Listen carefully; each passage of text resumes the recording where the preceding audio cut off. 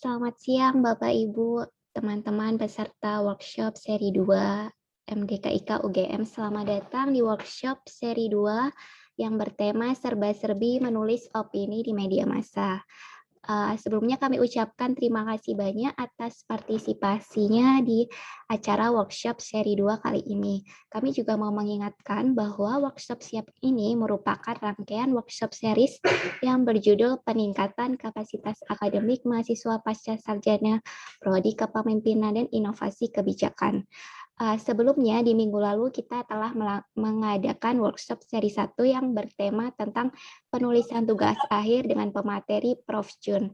Nah, saat ini kita telah hadir Mas Satria Aji Imawan yang biasa dipanggil Mas Aji. Mas Aji ini merupakan koordinator di bidang pendidikan dan pelatihan di Prodi Kepemimpinan dan Inovasi Kebijakan. Sekilas tentang Mas Aji ini, beliau memiliki banyak pengalaman dalam menulis opini di media massa cetak maupun elektronik. Nah, Mas Aji ini mulai aktif menulis di tahun 2015 sampai sekarang. Jadi kalau misalnya di googling nama Mas Aji di Google gitu sudah banyak ya artikel opini yang ditulis oleh beliau. Nah, langsung saja mungkin untuk menghemat waktu, saya persilahkan Mas Aji untuk menyampaikan sharingnya tentang pengalaman dalam menulis opini. Silahkan Mas Aji. Baik, terima kasih Sekar. Assalamualaikum warahmatullahi wabarakatuh. Waalaikumsalam. Ya, selamat siang Bapak Ibu sekalian. Salam sejahtera bagi kita semua. Salam, namo buddhaya, salam sejahtera, salam kebajikan. Terima kasih kepada Sekar dan tim ya, dan juga kepada Prodi MDKI yang memberikan saya kesempatan untuk sharing bersama Bapak Ibu semuanya terkait dengan serba-serbi menulis opini di media massa gitu ya. Sebelum saya mulai, saya coba ganti sebentar, background-nya biar sama dengan teman-teman. Ya, sudah ya. Baik, terima kasih. Saya memberi judul serba-serbi itu karena memang saya tidak memberikan Bapak Ibu ini ya pelatihan secara kaku gitu ya, karena mungkin memang beda dengan yang lainnya begitu. Seri pertama mungkin pakai judul pelatihan, seri lainnya juga pakai judul pelatihan. Saya pakai serba-serbi karena memang saya didhawuhi oleh Prof. Maryudi untuk memantik gitu Bapak Ibu sekalian di dalam menulis di media massa terkait opini begitu ya. Nah nanti pemantik ini tentu saja nanti setelah acara Bapak Ibu bisa diskusi dengan saya, kita saling berdiskusi mengenai bagaimana tulisan tembus di media massa begitu. Saya izin share screen ya, Mbak Sekar. Silakan Mas Aji. Ya. Apakah terlihat? Sudah Mas. Ya. Ini serba-serbi menulis opini di media massa. Jadi nanti sifatnya kita berdiskusi santai saja gitu, dengan saya santai saja, nggak usah terlalu kaku. Nah, ini kita saling sharing. Mungkin ada Bapak Ibu yang pernah punya pengalaman nulis di media massa, baik yang tembus maupun yang belum gitu ya. Termasuk kalau yang punya tulisan di blog silakan kalau mau share nanti ya, kita akan sharing bareng-bareng. Ya ini kira-kira table of content gitu ya, yang coba saya share untuk hari ini. Mohon maaf. Pertama sebelum menulis gitu, bagaimana cara mencari ide menulis, permasalahan, perspektif, data gitu ya, termasuk bagaimana kita melihat potensi surat kabar yang potensial untuk kiriman opini begitu ya. Terus kedua tentang ketika menulis gitu ya. Jadi sebelum menulis itu kan proses perenungan gitu ya. Perenungan akademik saya bilang ya, perenungan akademik karena memang media massa itu tidak hanya pure science gitu ya, tidak hanya pure menulis sains seperti di jurnal atau paper Bapak Ibu atau di tesis bahkan skripsi, disertasi tidak seperti itu, tapi lebih dia tuh art gitu ya, ilmu art harus mengkombinasikan dengan fenomena sosial yang tengah terjadi gitu. Jadi memang di media massa ini kan erat dengan wartawan ya, gitu teman-teman wartawan yang di media massa sehingga harus aktual dan dekat dengan fenomena sosial, dekat dengan masyarakat gitu yang mengalami. Nah, nanti kita bahas itu tentang ketika menulis opini, bagaimana membaca, menulis opini, diksi-diksi yang harus diperhatikan, membuat backbone tulisan, proofread dan sebagainya gitu. Karena memang kalau dinulis opini kan memang harus baca ya, gitu. Baca tulis itu kan memang salah satu proses yang saling berkesinambungan sehingga tidak bisa dipisahkan gitu. Termasuk kalau ingin pintar atau punya public speaking yang bagus, itu kan harus mendengar orang-orang yang pernah berpidato atau berbicara di depan publik gitu ya. Lalu setelah itu kita membahas mengenai pasca penulisan.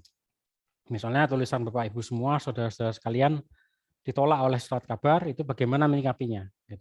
Dan bagaimana melakukan refleksi, termasuk bagaimana improve gitu.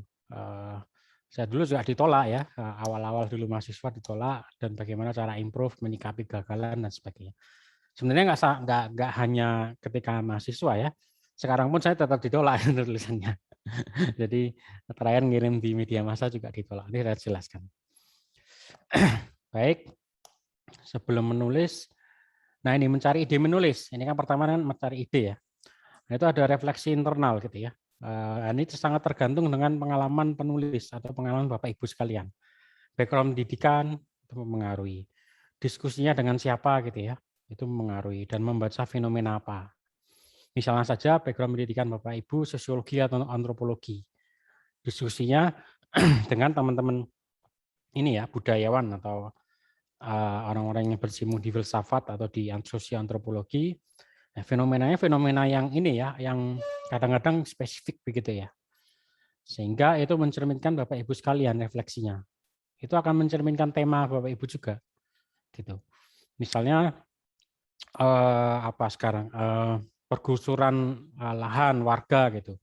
Itu kalau dilihat dari background saya misalnya administrasi publik itu melihatnya dari kebijakan gitu, manajemen publik gitu ya.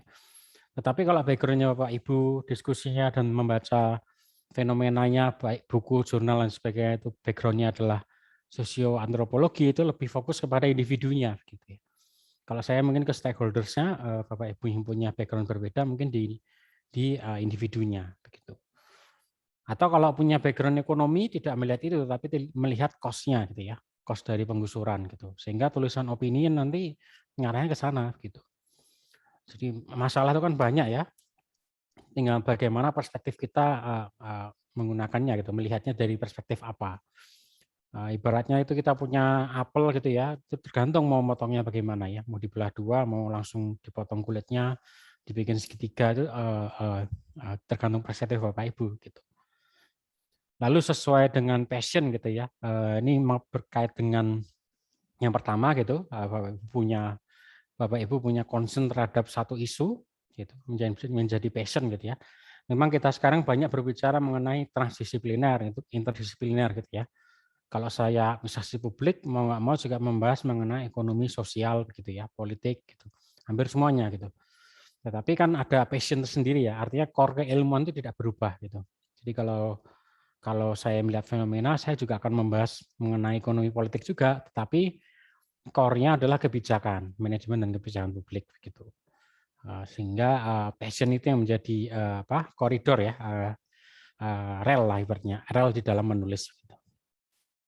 Lalu kaitan dengan situasi sosial. Nah, situasi sosial ini Bapak Ibu harus melihat refleksi dalam diri ya, karena biasanya situasi sosial itu merupakan tren gitu. Kalau kita belajar sejarah ya, kausalitas sejarah itu memang sejarah masa kini itu sebenarnya adalah pengulangan sejarah masa lalu gitu. Bahkan ketika sekarang mungkin Bapak Ibu masih ingat ya, dan semestinya kita masih ingat ya bahwa sekarang itu masih pandemi. masih belum selesai pandeminya, jadi kita berefleksi bahwa pandemi ini sudah terjadi dulu gitu, paling dekat ya Spanyol ya, atau ada pandemi MERS dan sebagainya. Itu kan situasi sosial yang berulang begitu ya. Nah, mengkaitkan itu sebenarnya tidak sulit begitu ya, apalagi di era informasi sekarang. Bapak Ibu refleksi internalnya kalau dulu mungkin agak sulit ya, harus baca majalah basis dulu, ada yang namanya majalah basis Tempo gitu ya, untuk melihat fenomena yang periodik ya, sekuensial. Tapi sekarang googling aja udah bisa ketemu gitu. Jadi ini kaitannya lebih mudah untuk melakukan refleksi internal terhadap situasi sosial. Lalu dikombinasikan dengan apa yang sedang terjadi, ya, kebaruan ini ya. Saya beri tanda petik karena memang tidak semua media massa itu aktual gitu ya, tidak harus aktual. Aktualitas di dalam media massa itu kan hanya redaksi ya. Artinya apa namanya wartawan yang membuat berita sehari-hari itu sebenarnya yang harus mengejar aktualisasi di dalam sisi aktual ya, sisi update-nya dari sebuah fenomena sosial gitu. Kebaruannya di situ. Kalau itu wartawan murni gitu ya, sehingga dia harus update terus gitu ya. Kalau misalnya Bapak Ibu opini ini kan kalau di pers ya, mungkin ada Bapak Ibu yang pernah dulu jadi pers mahasiswa atau sekarang memang bekerja di sektor pers gitu ya, media, itu ada divisi Litbang, penelitian dan pengembangan. Saya dulu awal menulis di situ di mahasiswa gitu ya. Nah, itu tidak harus baru sekali gitu ya. Baru itu relatif gitu. Bisa jadi baru itu baru perspektif, bisa jadi baru itu baru sesuatu yang belum pernah dibahas gitu ya. Kalau selama ini mungkin pandemi itu membahas persoalan misalnya saja ya, ekonomi dan kesehatan, Bapak Ibu keluar dengan pembahasan mengenai problem tentang keluarga gitu, atau problem tentang psikologi gitu. Atau keluar dengan problem apa misalnya itu ya yang paling sejauh ini ya, problem misalnya agro misalnya, bercocok tanam itu, atau problem mengenai hobi kebiasaan itu bisa juga gitu. Itu kebaruan juga. Tapi kan aktualitasnya sama sebenarnya, yaitu membahas pandemi gitu. Tapi kan baru juga. Gitu. Gimana? Jadi isunya nggak baru, tetapi perspektifnya baru begitu. Nah itu bisa masuk ke media massa. Lalu kedua ciri media massa gitu ya. Harus melihat juga misalnya kayak ada apa? Oh ini saya kira ada yang nanya. Ada media massa seperti Suara Merdeka gitu ya. Ya masih ada apa enggak ya? Kayaknya masih ada Suara Merdeka. Nah itu sudah jelas merdeka gitu ya, berpihak kepada nasionalisme dan masyarakat rakyat gitu ya. Jangan sampai nulis tentang apa pembangunan ekonomi gitu ya. Ya itu pun tidak perlu ditulis ya sudah tidak sesuai dengan visi misi dari media massa tersebut gitu. Begitu juga nulis mengenai perjuangan kesetaraan gitu ya, kesetaraan di dalam ekonomi, struktur ekonomi, ngirimnya kayak CNBC gitu ya. Ya peluang ketolaknya besar gitu ya. Sehingga refleksi eksternal itu juga harus dilakukan gitu ya. Bapak Ibu harus melihat media massa mana yang cocok begitu. Sebenarnya terlihat dari namanya juga seperti detik.com itu memang dia tidak minta kebaruannya isunya itu sangat baru tapi jangan sangat terlambat juga gitu ya. Saya pernah ditolak juga dengan detik itu karena isunya sudah lewat gitu. Lewatnya kelewatan gitu ya. Lewatnya sudah kelewatan sehingga tidak lolos gitu. Lalu sensitivitas tentang isu yang diangkat. Gitu. Nah, biasanya media-media seperti Tirto itu memang sensitivitas isunya kan isu-isu kiri ya, isu-isu perjuangan kelas gitu-gitu. Nah itu dilihat gitu. Kalau Bapak Ibu menulis tentang teori kelas dan sebagainya, itu Marxis dan kawan-kawan itu masuk Tirto mungkin bisa memadai di situ. Gitu. Tapi kalau masuk ke katakanlah detik gitu ya, belum tentu masuk gitu ya, karena memang medianya kan tidak berciri khas itu gitu, dan isinya cukup sensitif misalnya. Isu-isu tentang gender itu bisa masuk ke media-media tentang gender gitu ya. Ada media yang dikelola Rifka Anissa misalnya. Nah itu seperti itu. Jadi sensitivitas isu juga harus dilihat gitu ya. Sejauh mana ini sensitif atau tidak, sejauh mana ini menimbulkan konflik atau tidak begitu. Nah setelah itu Voila gitu ya, Voila itu menemukan ide. Dan momen Voila ini memang kadang-kadang tidak bisa diprediksi gitu ya. Kadang sedang nyetir gitu, sedang melihat lampu merah dan sebagainya itu menemukan ide. Saya jadi ingat dulu ketika mahasiswa masih aktif di pers mahasiswa gitu ya, saya menemukan ide di lampu merah. Gitu. Jadi ketika lampu merahnya hijau gitu, saya nggak maju-maju karena punya ide nulis toh. Nah, habis itu ditilang, ditilang sama polisi itu. Ngapain mas ngalamun? Nah, saya kepikiran ide Pak gitu. Ide apa? Denda tetap. Cuman tidak disadari ide itu ya. Dan saran saya ketika ketemu ide segera dituliskan. Kalau dulu kan zaman saya smartphone kan tidak semaju ini ya, sehingga ketika punya ide nggak bisa langsung dituliskan gitu. Kalau sekarang sangat maju, Bapak Ibu bisa nulis langsung ke notes gitu ya, di smartphone, backbone poin-poinnya, dan nanti dituliskan jadi draft. Gitu. Nah ini 2 bullet point ini adalah hal-hal yang harus dimiliki oleh Bapak Ibu. Skeptisme, kritis, dan membaca. Skeptisme ini ciri khas persma ya, memang harus skeptis gitu. Saya bilang tadi masalah itu ada di mana-mana dan Bapak Ibu harus skeptis gitu, tidak percaya gitu ya. Ini memang mentalitas wartawan ya, di bukunya Van de Mecum itu ada, dulu saya awal-awal masuk pers harus baca itu. Skeptisme itu sesuatu yang tidak ada masalah itu masalah sebenarnya. Gitu.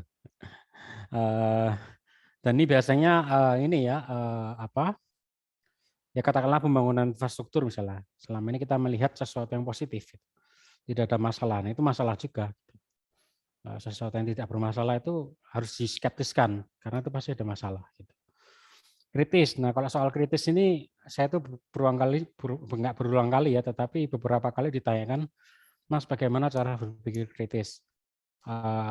Saya pikir tidak diajarkan ya, karena learning itu kan by journey ya, learning is journey gitu, perjalanan gitu, bukan race. Jadi saya pembelajaran administrasi publik gitu ya, misalnya sekarang kan rekan saya ini kan juga di administrasi publik ya. Kami meskipun sama gelarnya, tetapi memiliki perjalanan akademik yang berbeda gitu. Meskipun memiliki background sama, perjalanan akademiknya beda. Tinggal ketemu siapa dan sebagainya itu yang mempengaruhi kan. Gitu. Dan membaca otomatis ya, ingin menulis harus membaca. Kepekaan sosial, ini terkait dengan bagaimana Bapak Ibu merespons situasi sosial, kontekstualisasi gitu ya. Tadi saya sempat bahas mengenai aktual, kebaruan dan sebagainya, lalu diskusi gitu. Membaca tanpa diskusi itu juga susah ya. Karena jadinya banyak itu teman-teman saya yang akhirnya mohon maaf ini dulu filsafat ya banyak kan ya. Dia akhirnya ada satu kayak mahasiswa yang dia ngomong sama tembok gitu ya. Karena memang membacanya kebanyakan gitu ya, tapi diskusinya kurang gitu. Sehingga dia tidak punya ruang untuk ekspresi gitu. Begitu. Mungkin kalau ada pertanyaan nanti silakan ya, kalau ada mau resen dan sebagainya. Kalau dan sebagainya. Terima kasih. Mas Aji izin langsung nanya boleh? Oh iya, bisnis ya ini. Nggih, ya saya tuh juga Mas Aji sebenarnya dulu suka nulis gitu ya. Saya juga punya blog itu ikut blog keroyokannya Kompas itu Kompasiana, tetapi akhir-akhir ini agak pemalas. Nah, saya tuh begini Mas Aji, ini kan kalau citizen journalism kan agak berbeda ya, untuk syarat dan kondisi untuk tulisan itu bisa dimuat. Beberapa kali saya pernah mencoba, saya dulu pernah tembus di Kompas yang dulu masih ada suplemen keliling apa ya namanya, saya agak lupa, pokoknya itu untuk edisi Jawa Tengah dan DIY gitu. Dulu pernah beberapa kali tembus, kemudian Solo Pos pernah tembus. Saya iseng nyoba ke KR. Nah, rupanya KR itu agak ada iklim yang berbeda ya. Menurut saya kalau saya boleh jujur, sepertinya itu sudah ada penulis dalam tanda kutip yang pesanan-pesanan gitu, sehingga sepertinya kita mau berusaha seperti apapun, kalau kita tidak punya jejaring orang dalam, kayaknya seperti itu. Nah, kalau seperti itu gimana menyikapinya ya Mas Aji? Matur nuwun sebelumnya. Ya. Terima kasih Bu Stisya. Ini Sekar nggak apa-apa ya pertanyaan di tengah ya, Sekar ya? Silakan Mas Aji, boleh. Takutnya disemprit sama Waduh, maaf ya Mbak Sekar ya. Nggak apa-apa Bu, ini santai aja. Iya. Saya dulu juga gitu Bu Stisya ya. Saya nulis dulu pertama di Kompas di kolom mahasiswa itu. Tapi mahasiswa ya, saya pikir memang khusus untuk mahasiswa gitu ya. Dulu Kompas punya kolom mahasiswa. Lalu saya aktif di KR gitu ya, nulis di KR. Saya juga nggak tahu kenapa dulu tembus. Saya kayaknya melihat opini-opini yang muncul di sana ya, seperti apa ciri khasnya gitu ya, bagaimana saya coba nulis. Mungkin karena saya ikuti pattern itu terus, sehingga mereka dalam tanda kutip yang dibilang Bu Zisia tadi, pesanan gitu ya. Karena memang kan surat kabar itu kan tiap hari ya harus memuat opini ya Bu ya. Tiap hari dalam kalau nggak salah 5 hari.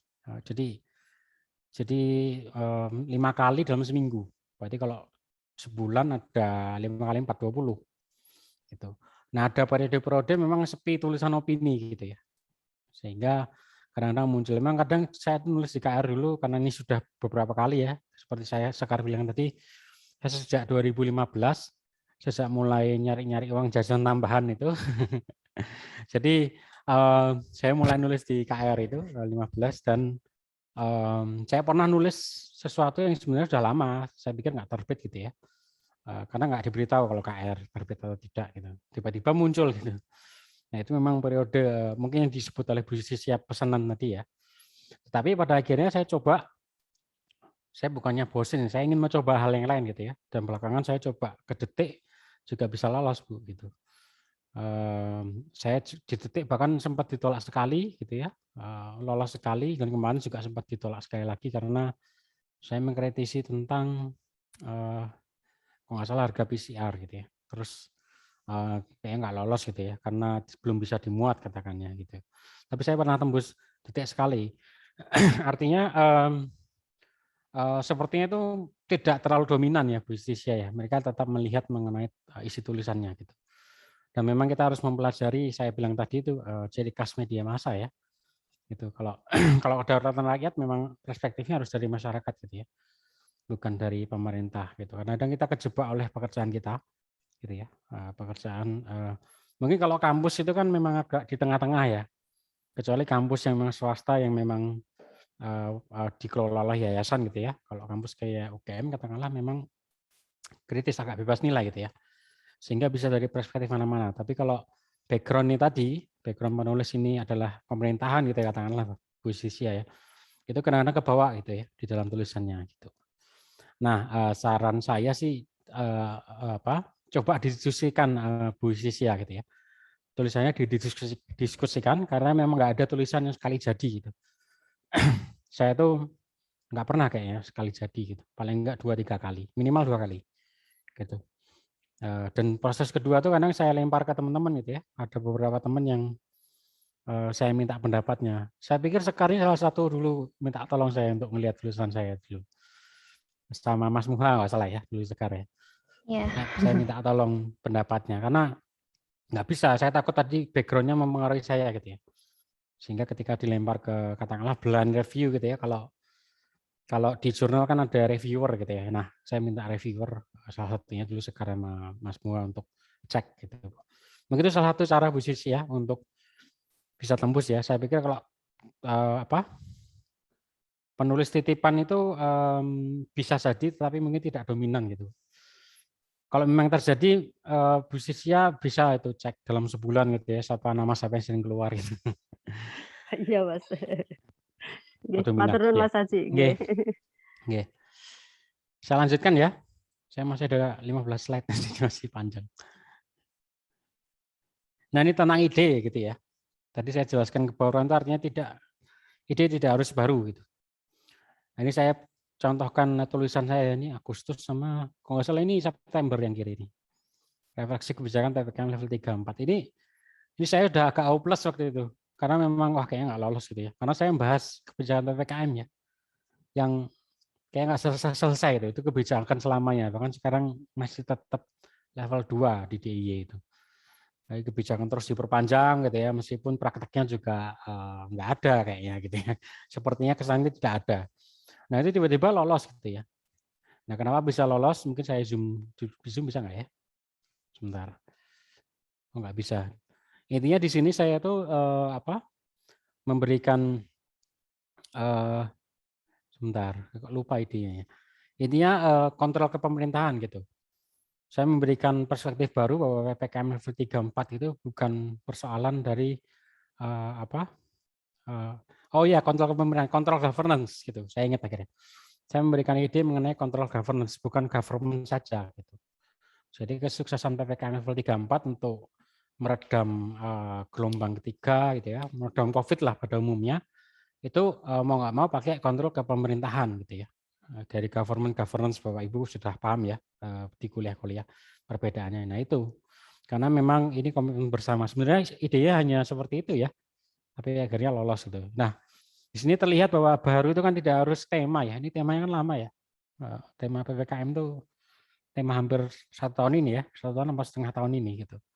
Tapi saya memberikan angle yang baru gitu, bahwa kontrol tidak hanya kontrol pemerintah, tapi kontrol ke pemerintahan gitu.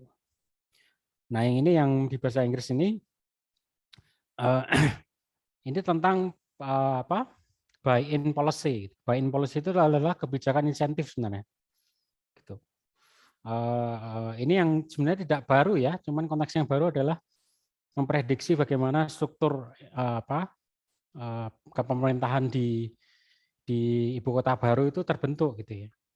Kenapa banyak challenge-nya itu tidak hanya memindahkan orang dari Jakarta ke ibu kota baru, tapi juga bagaimana memberikan kebijakan insentifnya gitu. Nah itu, jadi tidak hanya memberikan regulasi, struktur dan sebagainya, tetapi juga insentif orang untuk pindah ke situ, fasilitas dan sebagainya. Gitu. Sebenarnya tidak baru ya sebenarnya, kalau di ekonomi kebijakan publik kan ada itu kebijakan insentif itu. Nah ini bisa dari pandangan unik, pandangan baru, dan jangan dipaksakan kepada isu yang tidak benar-benar dikuasai gitu ya. Gitu. Saya pernah nulis tentang environment ya. Gitu.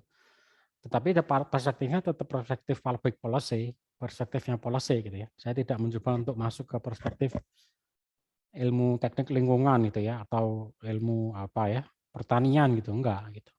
Tetap di yang dikuasai gitu. Ibaratnya pisaunya itu sama gitu ya, tapi satu motong apel, satunya motong buah pir gitu ya. Tapi pisaunya sama gitu. Itu jangan sampai tidak, karena ini kan media massa ya. Kalau ada sesuatu yang tidak sesuai dengan background kita, itu orang punya hak untuk mengkritisi juga gitu. Dan di era gini kan mudah ya menemukan identitas orang di sosial media dan sebagainya gitu. Ya kalau siap dikritisi seperti Ali Mohtar Ngabalin itu tidak apa-apa gitu ya. Siap untuk dikritisi secara publik gitu ya. Gitu. Lalu perlu didiskusikan, saya mengulang tadi poin ya tentang diskusi gitu. Ini tentang ide gitu ya. Lalu mencari permasalahan itu. Nah, tadi saya sampaikan masalah itu ada di mana-mana gitu ya. Contoh sederhananya gitu, Bapak Ibu pergi ke rumah sakit, pelayanannya lama dan jauh dari standar seharusnya gitu ya. Misalnya ada SOP tentang pelayanan ini harusnya berapa menit dan sebagainya lama gitu. Ya, itu masalah gitu. Masalah pelayanan publik gitu. Sebenarnya sederhana itu, teori pelayanan publik itu kan lama ya, standar-standar teori lama sih, teori-teori tentang standar-standar pelayanan publik seharusnya berapa lama dan sebagainya gitu ya. Nah, itu sudah jadi masalah gitu ya. Jadi sederhana itu. Di depan rumah Bapak Ibu ada jalan, itu jalan kabupaten atau jalan umum yang dikelola kabupaten. Ada yang rusak gitu ya, banjir dan sebagainya, mengenang air, banjir gitu ya, dan berpotensi bukan menenggelamkan, tapi membuat genangan air di beberapa KK, itu jadi masalah juga. Masalah ada di mana-mana gitu. Apalagi kalau ilmu sosial ya, dalam 24 jam itu masalah mungkin setiap jam ya ada masalah gitu. Jadi sebenarnya nggak sulit mencari masalah gitu ya. Tapi masalah itu selain dicari juga disikapi secara arif dan bijaksana gitu, diekspresikan melalui tulisan, ketimbang status nyinyir di media sosial gitu ya. Nah memang kalau Bapak Ibu apalagi di MKIK ya, DKIK dan sebagainya memiliki ini salah satu tanggung jawab scholar ya, tanggung jawab scholar itu mencerahkan publik gitu ya, enlightenment gitu. Salah satu ide dari university kan memang pembebasan cara berpikir dan tapi dikerangkai dengan nilai moral ethics gitu-gitu ya.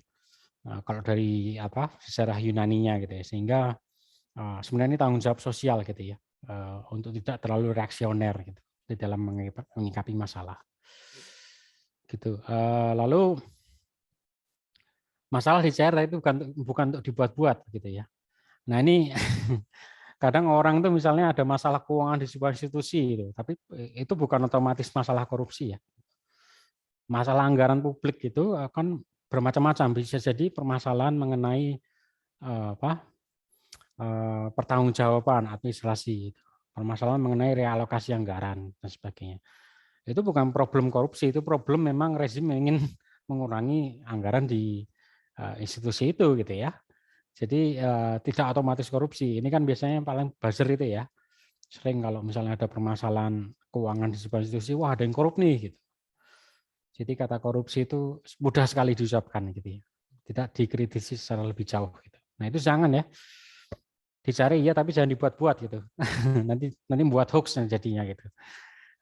Lalu dan tulisan opini hoax itu ya jangan di media massa ya, lebih baik jadi di Twitter aja gitu ya, jadi buzzer gitu ya, pakai akun anonim gitu. Mencari masalah sesuai dengan bidang keilmuan dikuasai. Ingat selalu kaitan dengan sosial. Jadi memang media massa ini kan media yang massa ya, massa artinya yang bersosial gitu ya. Aspek-aspek sainsnya itu saya jelaskan tadi bukan sains hanya science pure science, tetapi juga science art gitu ya, sains yang bersinggungan dengan situasi atau kondisi sosial. Sehingga kalau dokter-dokter katakanlah nulis itu, dia bahasanya tidak teknis ya di media massa, tapi bahasa tentang kesehatan masyarakat gitu ya, pembahasan mengenai kesehatan publik, kesehatan individu, yang dikaitkan dengan sosial, kesehatan anak misalnya atau orang tua. Kalau dia ingin science pure, bahkan ketika saya ingin membahas public policy dengan pure gitu ya, secara keilmuan gitu, garis lurus gitu ya, kan ada ruang yang lain gitu ya, buku, jurnal, akademik gitu kan.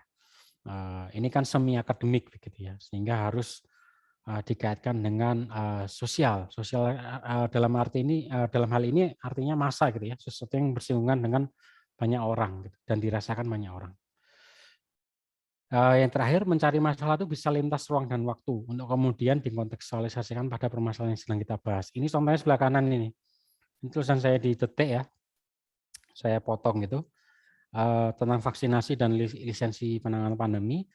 Kalimat pertamanya aja saya gara-gara nonton bola ini. Jadi waktu itu Euro ya. Mungkin belum terlalu lama. Bapak Ibu waktu itu ada Euro gitu ya. Euro di tengah pandemi lah katakanlah. Nah itu saya tergelitik ya, kenapa kok di pertandingan Hungaria itu orang bisa full gitu ya. Bahkan itu sempat diangkat di beberapa media massa ya, tidak hanya nasional tapi internasional. Kok bisa begitu ya? Sementara kita masih berjibaku sama yang namanya vaksinasi gitu. Nah saya refleksikan aja itu, ternyata memang vaksinasi itu bukan untuk herd immunity dan sebagainya, tapi hanya untuk lisensi sebenarnya. Karena WHO juga mematok standar 70% gitu. Nah, Indonesia belum, karena Hungaria itu sudah, belum tahu vaksinnya itu apa ya, maksudnya efektivitas, efikasi dan sebagainya tidak dilihat itu. Yang penting kan sudah gitu ya. Akhirnya mereka bisa punya lisensi gitu, lisensi dalam tanda kutip untuk mendatangkan penonton full gitu ya. Jadi itu ya, saya fenomenanya dari sepak bola, Euro gitu ya, saya fenomenakan dengan Indonesia gitu, dari Eropa ke Indonesia, gitu. Ibaratnya gitu. Jadi lintas ruang waktu ya.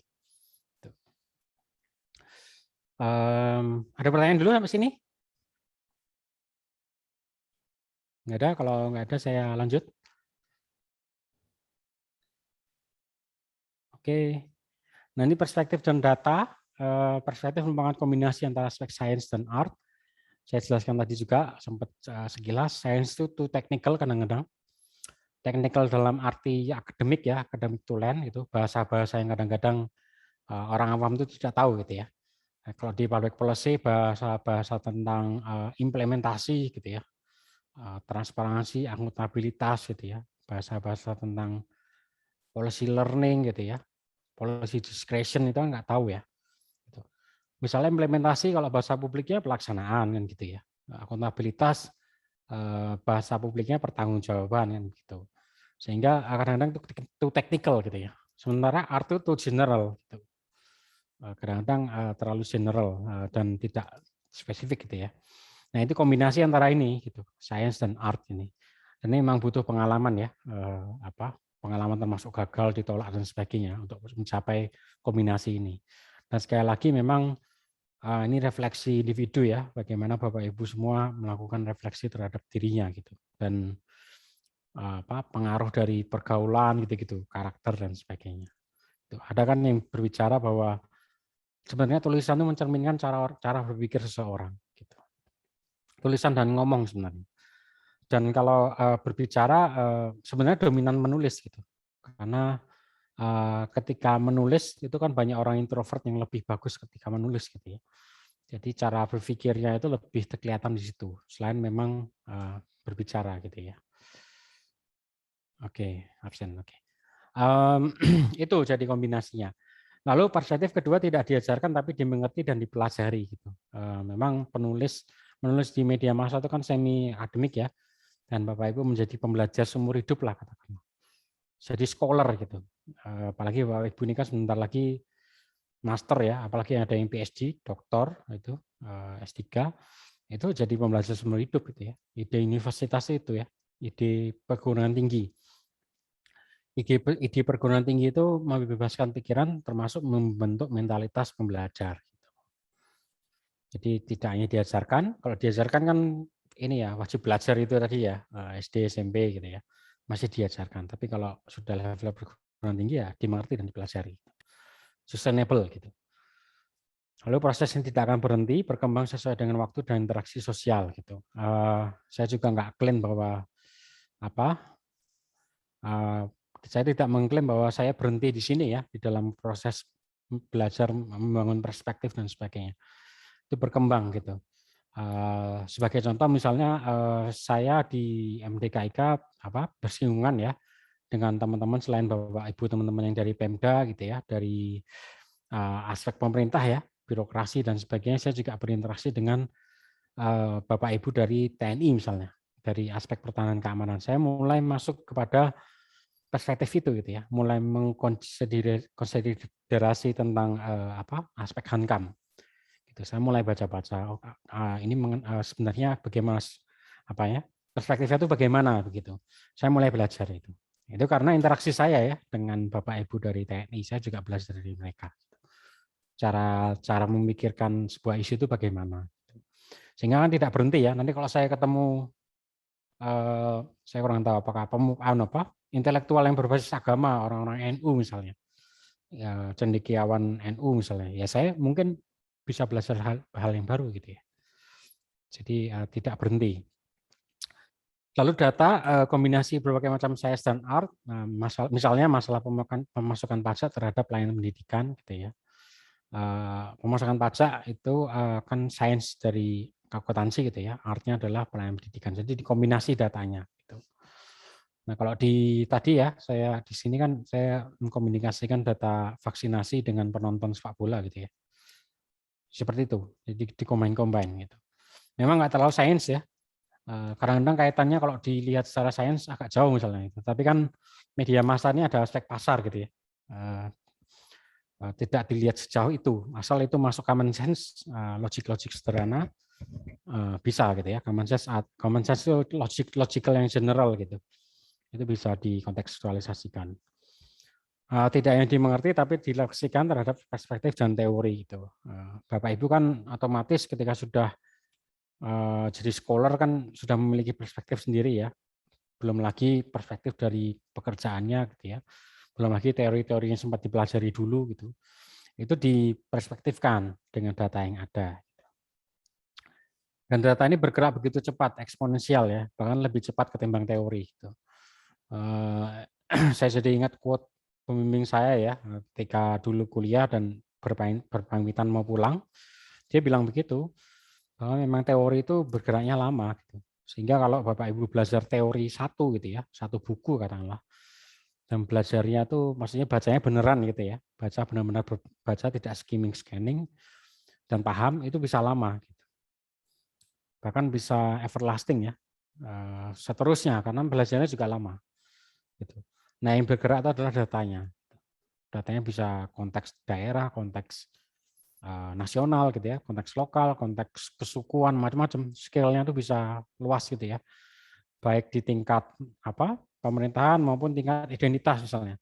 Misalnya identitas dengan gender dan tingkat pendidikan itu berbeda, tingkat ekonomi itu dengan tingkat pendidikan berbeda gitu, dan macam-macam gitu ya, sehingga spektrumnya luas gitu ya. Data ini yang kemudian sebenarnya harus di-framing ya dengan perspektif dan teori tadi gitu. Ini potensi surat kabar gitu ya, ada skala nasional, lokal, internasional, dan mempengaruhi skill penulisan gitu ya, refleksi, pencarian data dan masalah. Kalau di nasional ngomongnya konteks Indonesia gitu ya, Indonesia, jadi tidak bisa kedaerahan gitu. Kalau ke daerah bisa jadi konteks kedaerahan gitu. Tapi ini sebenarnya tidak harus saklek gitu ya, nulis di KR dengan konteks nasional juga bisa. Tapi harus ada apa ya, sangkut pautnya begitu ya, ketersambungannya, gitu. Keterkaitannya harus ada. Misalnya fenomena nasional berpengaruh terhadap lokal gitu. Misalnya kebijakan PPKM itu kan semua kena gitu ya. Nah, sehingga bisa menjadi justifikasi ya skill penulisan gitu. Mungkinnya harus hati-hati internasional gitu ya. Misalnya membahas persoalan G20 gitu ya, Indonesia di peta G20 atau Indonesia di peta ASEAN gitu kan berbeda. Sehingga pencarian data dan masalahnya berbeda gitu, termasuk refleksinya. Gitu. Ini saya pikir poin kedua sudah ya tadi ya, sesuaikan nama visi misi surat kabar gitu ya. Cara termudah lihat penulis-penulisnya. Misal jangan menulis investasi di Sejarah Merdeka atau menulis penolakan kapitalisme di CNBC gitu. Itu ada kemungkinan ditolak gitu ya, karena nggak sesuai meja redaksi gitu. Tapi juga ada surat kabar yang berbasis community, market atau fair competition. Kalau fair competition memang tergantung isunya juga ya. Kalau Bapak Ibu nggak terlalu sensitif isunya, bisa fair competition. Ada juga basis community. Saya tadi katakan Tirto, itu kan sebenarnya komunitas orang-orang yang berpikir dengan teori kiri ya. Teori-teori kiri itu teori-teori perjuangan kelas, teori-teori kesetaraan, kesejahteraan gitu-gitu. Nah, itu kayak jadi community gitu ya. Saya pernah nulis di Tirto nggak lolos karena pas persoalan itu. Persoalan nggak masuk komunitas mereka. Komunitas dalam hal berpikir gitu ya.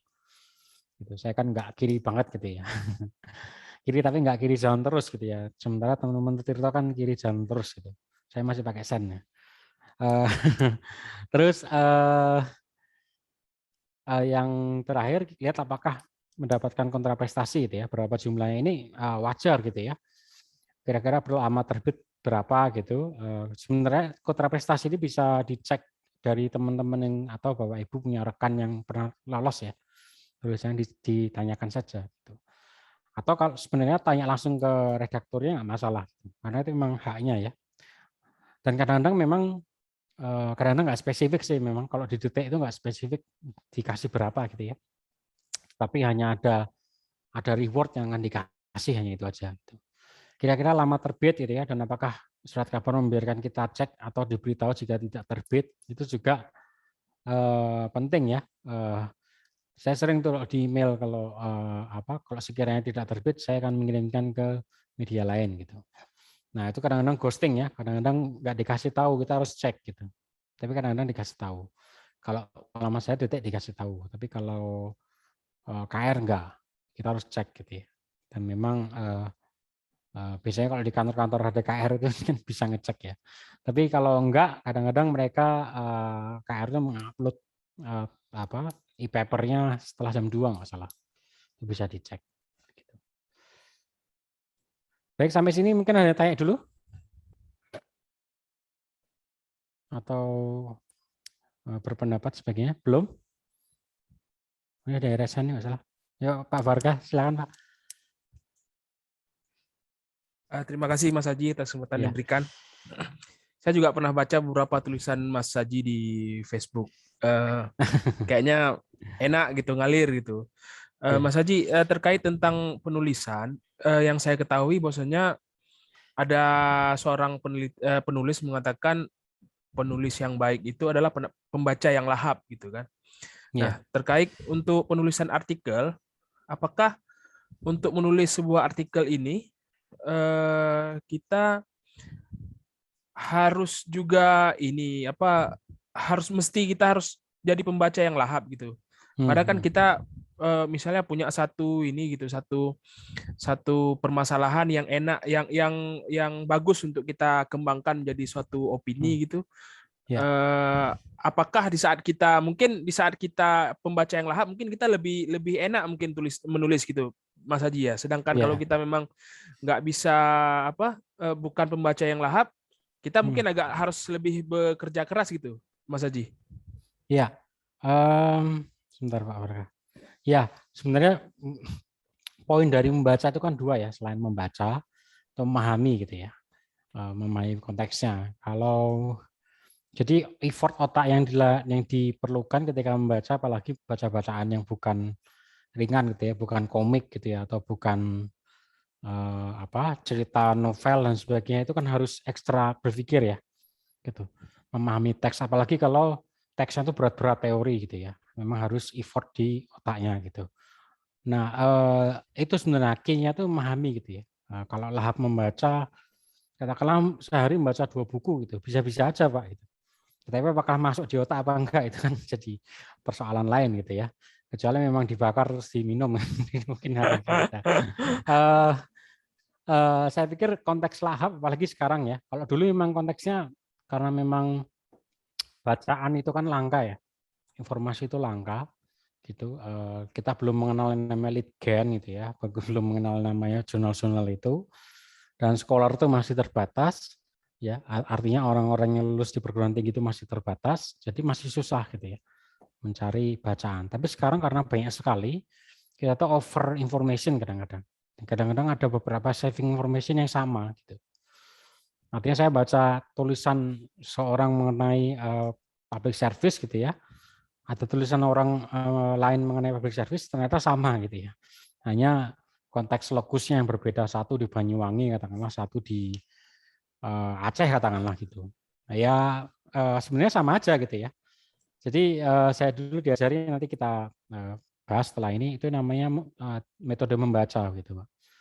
Jadi ketika S2 saya pikir Mbak Sekar juga mengalaminya ketika S2 gitu. Bacaan itu banyak sekali gitu Pak. Dan belum lagi kalau bahasanya bukan bahasa kita, bahasa Inggris gitu ya. Bukan bahasa ibu gitu. Nah, itu persoalan sendiri. Sementara ada deadline tugas-tugas gitu ya. Nah, akhirnya yang dilakukan adalah metode membaca ya, skimming, scanning gitu-gitu. Gitu. Kalau disatukan itu skimming, scanning itu sebenarnya purpose reading gitu ya. Membaca dengan berketujuan. Ketika membaca itu tujuannya apa? Apakah mencari datanya gitu ya? Apakah tadi ya misalnya public service 2 sama itu apakah fokus ke perbedaan lokusnya? Kalau fokus ke perbedaan lokusnya ya semuanya dibaca itu Pak. Konteks Banyuwangi, konteks Aceh gitu ya. Tapi kalau mau lihat public service-nya ya baca satu aja, nggak perlu baca dua-duanya. Gitu. Ya, saya pikir itu Pak Barkah, di era informasi ini kita harus hati-hati gitu ya dalam membaca, apalagi banyak informasi-informasi tidak kredibel ya. Banyak scholar-scholar yang ngaku scholar gitu. Dulu kan ada persoalan Berkeley ya, ijazah palsu Berkeley itu. Nah itu hati-hati gitu ya. Untuk itu hati-hati untuk mensaring. Saya pikir poinnya sekarang bukan hanya lahap, tetapi juga hati-hati. Selain memang bacaan itu memang harus meresap di otak ya, meresap di pemahaman Bapak Ibu untuk memperkaya perspektif itu. Begitu Pak Farga. Jadi Ya, bukan lahap tapi membaca efektif memahami ya. lah. Ya, membaca efektif sesuai porsinya. Mas Haji, mungkin ada satu pengalaman lagi sama pertanyaan nih. Pengalaman, saya pernah punya pengalaman dulu Mas Haji kan. Iya. Terkait dengan yang nomor 4 ini. Memang saya kadang-kadang kok media tuh gitu kan. Kok bisa kita lagi semangat nulis, tiba-tiba dengan hal-hal seperti ini kayaknya kita jadi down gitu gimana kan. Jadi saya pernah buat 2 citizen reporter yang saya kirimkan ke koran yang top lah di Aceh sini. Tetapi sudah di situ dibuat, maksudnya jelas kalau mau kirim citizen reporter, kirim ke email ini, alamat ini. Jadi saya sudah kirim ke email itu, sudah konfirmasi berkali-kali, tapi artikel yang nggak terbit, info dari konfirmasi dari mereka nggak saya dapatkan gitu. Nah ternyata setelah saya cari informasi lebih dalam, ternyata selain kita harus kirim ke email itu, kita juga harus kontak langsung ke orang yang kenal di situ supaya dicek lagi gitu. Iya.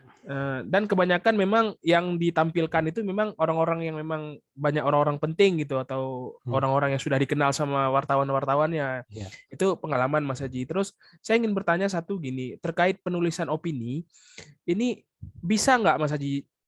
Saya pernah terpikir seperti ini, tapi belum saya coba lagi gitu kan. misalnya ada seseorang menuliskan opini misalnya tentang kemiskinan gitu, tentang kemiskinan di Jawa Barat. Misalnya bahasa dan teknik penulisan dia itu kita copy, kita ubah jadi tema kemiskinan tetapi di Aceh, itu memungkinkan nggak, Mas Haji? Ya, baik, terima kasih Pak Barkah. Terkait yang pertama tadi memang jadi mungkin agak bias kalau saya yang berbicara ya, karena memang saya dulu ikut pers mahasiswa itu 2008 bahkan, tingkat fakultas itu. Dulu ada namanya Sintesa gitu ya. 2008, 2009 saya ikut di tingkat universitas. Jadi sudah 10 tahun lebih ya. 10 sekarang 12 tahun punya teman-teman media itu. Dan teman-teman saya beberapa yang masuk ke media massa juga gitu. Jadi kalau saya tulisannya atau diminta wartawan ngomong itu di telepon, ditanya-tanyain itu, dan saya keselimpet lidah tuh, teman-teman wartawan saya tahu tuh beberapa. Kamu ngapain bilang kayak gini sih? Ya, mungkin salah satu saran saya coba bergaul dengan teman-teman wartawan gitu ya. Pak Barkan pasti punya teman-teman wartawan dulu ya, gitu. Untuk memahami cara berpikirnya meja redaksi gitu, cara berpikirnya manajemen media gitu bagaimana.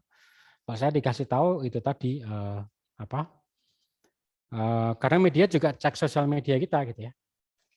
Kalau saya dulu di LinkedIn itu katakanlah yang udah lama nggak update juga, saya declare bukan declare ya, marketing diri saya sebagai public administration scholar yang melihat dari aspek perilaku gitu. Nah, itu direfleksikan juga dari tulisan saya ketika, oh ini orang ada tulisan itu, siapa sih? Oh ini dicek LinkedIn-nya gitu ya. Sesuai enggak tulisan dengan perspektif tulisan background dengan perspektif tulisan yang dikirimkan itu. Seperti tadi saya bilang kan background itu mempengaruhi. Dan media redaksi sekarang itu kan mudah sekali cari background seseorang gitu ya. Twitter, Instagramnya dibuka mudah gitu.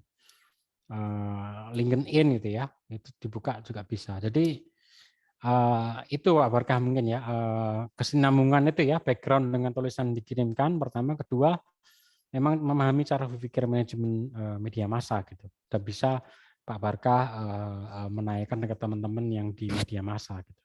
Kalau mereka sharing sih itu Pak, pertama ngelihat background gitu dan ngelihat tulisannya gitu ya, dan memberikan sesuatu yang baru atau tidak gitu. Kalau saya bilang perilaku administrasi publik kan saya pikir belum banyak ya tentang nudging dan sebagainya. Jadi mereka mungkin tertarik situ mungkin ya. Terus yang kedua tentang apa tadi Pak, saya lupa sedikit, maaf. Tentang ini Mas, gaya bahasa sama teknik penulisan, misalnya ada salah seorang mengeluarkan artikel opini tentang kemiskinan di Jawa Barat. Bisa nggak, seharusnya bisa nggak itu teknik penulisan sama gaya bahasanya kita tiru, tetapi kita juga buat tentang kemiskinan tetapi di Aceh gitu. Itu memungkinkan nggak, Mas Haji? Sebenarnya kalau kayak gitu kan kalau di konteks akademik kan plagiarisme ya Pak Barkah ya. Karena kan copy paste gaya bahasa itu masuk ke indexing plagiarisme gitu. Tetapi kalau konteksnya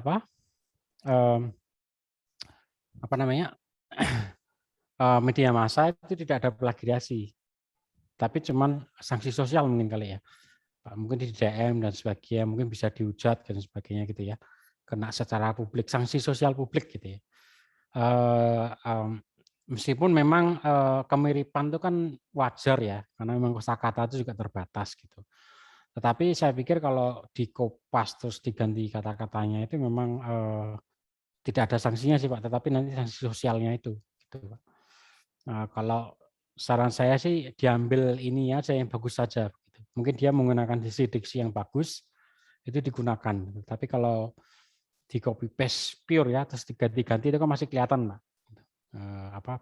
Backbone utamanya itu masih kelihatan, sehingga masih beresiko saya pikir. Begitu Mas, beresiko kena sanksi sosial gitu maksud saya. Ya, begitu Pak Barkah. Baik, terima kasih Mas Haji. Ya, saya lanjutkan dulu ya Bapak Ibu ya. Nanti kita bisa diskusi di belakang. Ini yang terkait membaca tadi, metode membaca. Karena kalau kita mau nulis kan harus membaca dulu ya. Gitu. Kalau dibilang saya bacanya banyak juga enggak juga gitu ya. Mungkin dulu ketika kuliah ya, tapi kalau sekarang mungkin enggak terlalu banyak juga gitu. Tapi saya pakai strategi gitu ya. Tergantung gitu ya. Buku apa yang saya baca.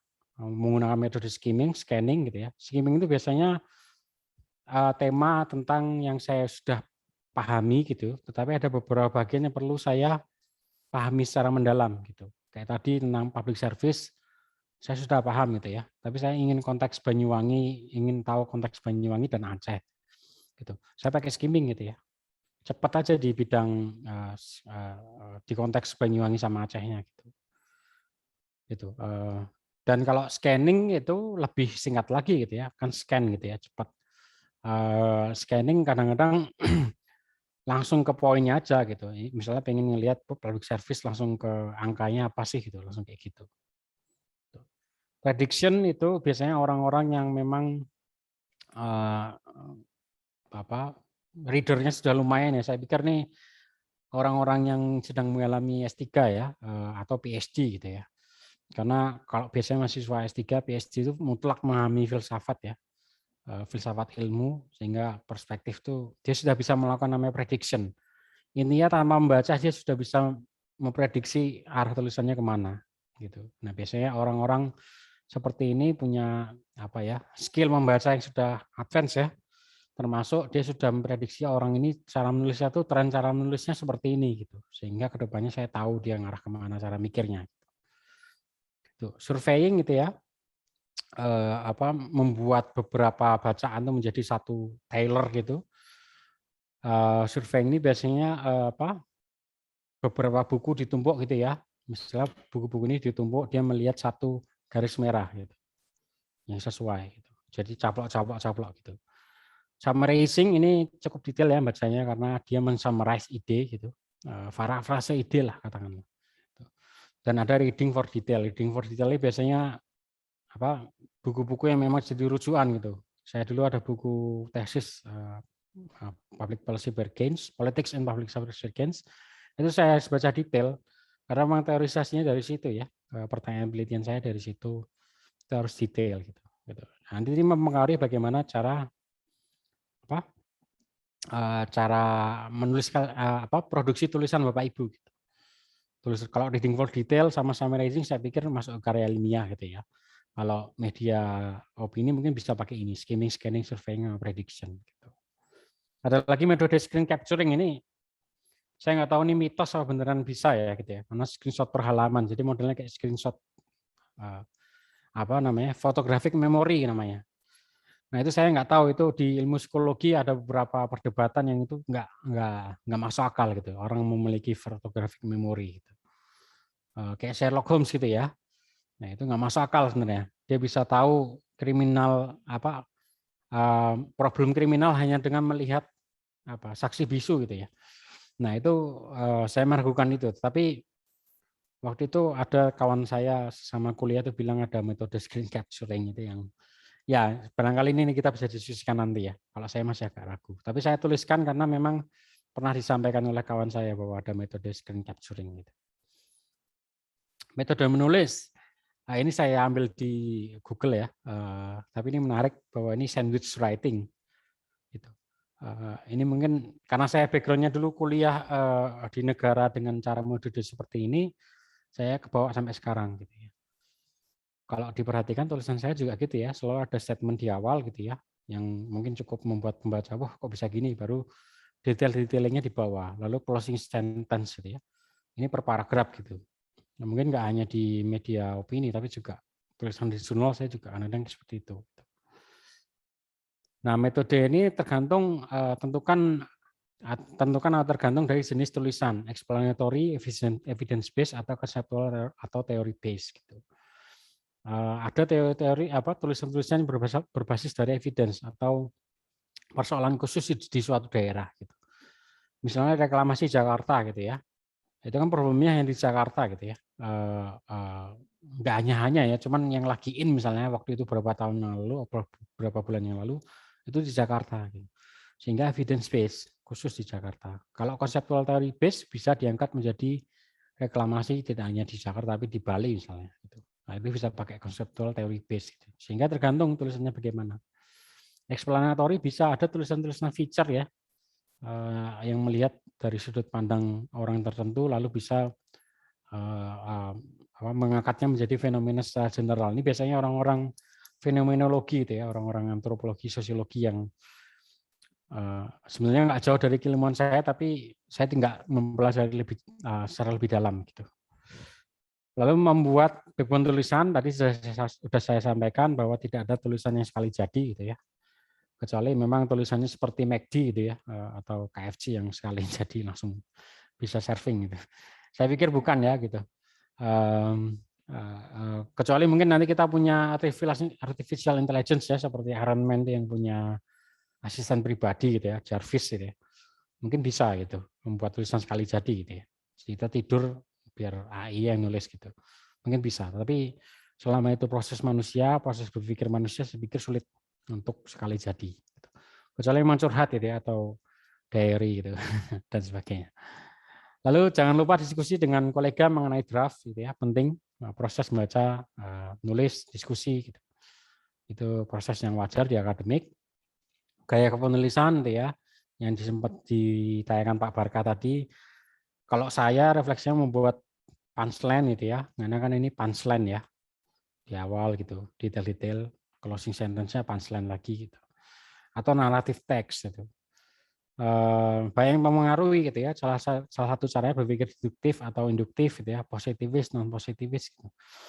Kalau model kayak gini mungkin deduktif ya, bukan dari bawah gitu. Kalau induktif kan orang-orang yang permasalahan suku Kendeng gitu ya, suku Samin misalnya, dia bisa menulis suku Dayak, suku Samin itu akhirnya membuat kesimpulan persoalan primordialisme gitu ya secara lebih luas. Itu orang-orang yang sejarah gitu-gitu yang sebenarnya saya mengagumi ya, cuman mengagumi dan saya nggak tahu caranya gimana. Mungkin saya nanti bisa belajar lebih jauh tentang cara menulis seperti itu gitu ya. Itu ada di media-media historia gitu kan, muncul seperti itu, tulisan-tulisan seperti itu gitu ya. Meningkatkan diksi, baca gitu ya, opini orang lain, tulisan, berita, novel dan sebagainya. Sekali lagi opini kan science dan art gitu ya. Tapi bukan baca kamus gitu ya. Nggak ada gunanya juga baca kamus. Kalau baca kamus kan nggak tahu kontekstualisasi penempatannya di mana gitu ya. Baca dictionary ini sama aja kalau belajar bahasa Inggris, baca Oxford Dictionary itu. Nah, itu bukan nggak ada gunanya, tetapi effortnya terlalu besar, setebel ini kan gitu. Terus isinya kata-kata gitu.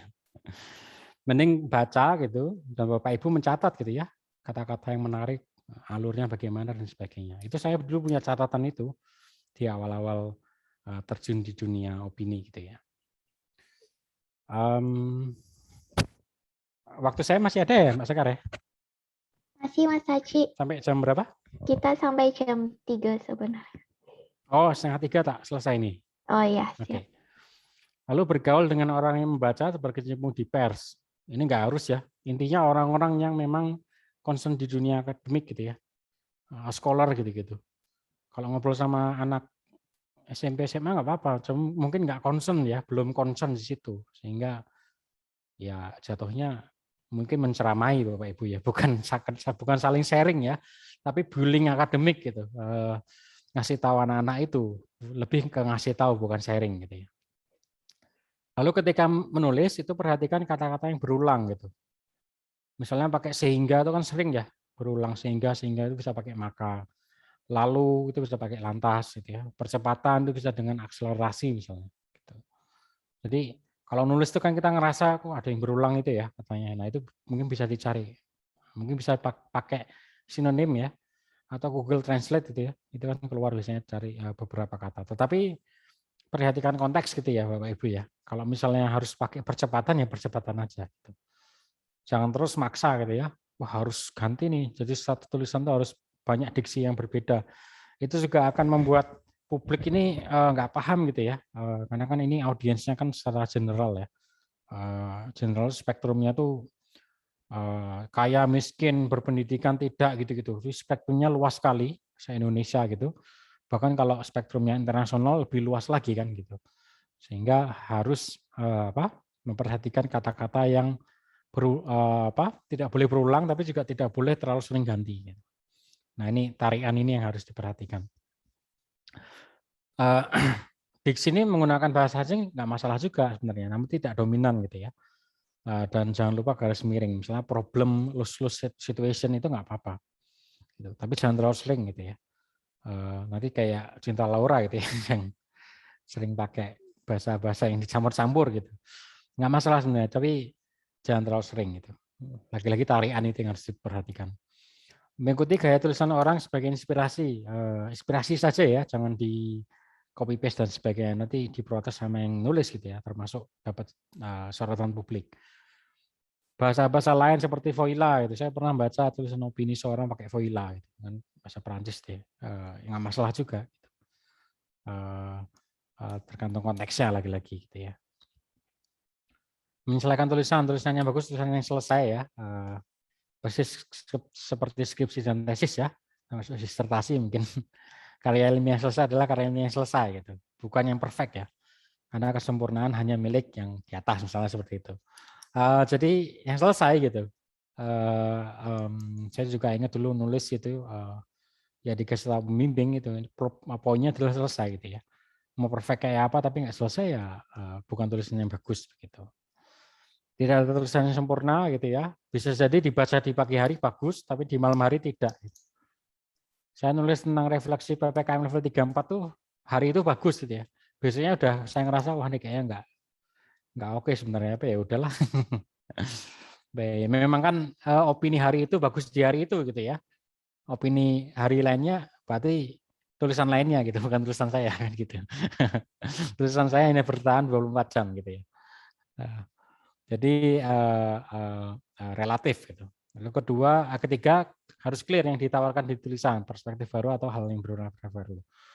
Kalau perspektif baru itu sesuatu yang unik gitu ya. Tapi hal yang benar-benar baru itu sebenarnya tidak harus menawarkan perspektif ya. Menceritakan hal yang baru aja sudah bikin orang bingung ya. Maksudnya itu sudah clear gitu. Ini adik saya kan belajar tentang itu society sama teknologi itu ya. Itu hal yang baru gitu ya. Sehingga dia tidak harus mainkan perspektif meskipun dia punya perspektif gitu ya. Tapi tidak harus dimainkan kalau di media massa. Mungkin dia mainnya di jurnal soal perspektif.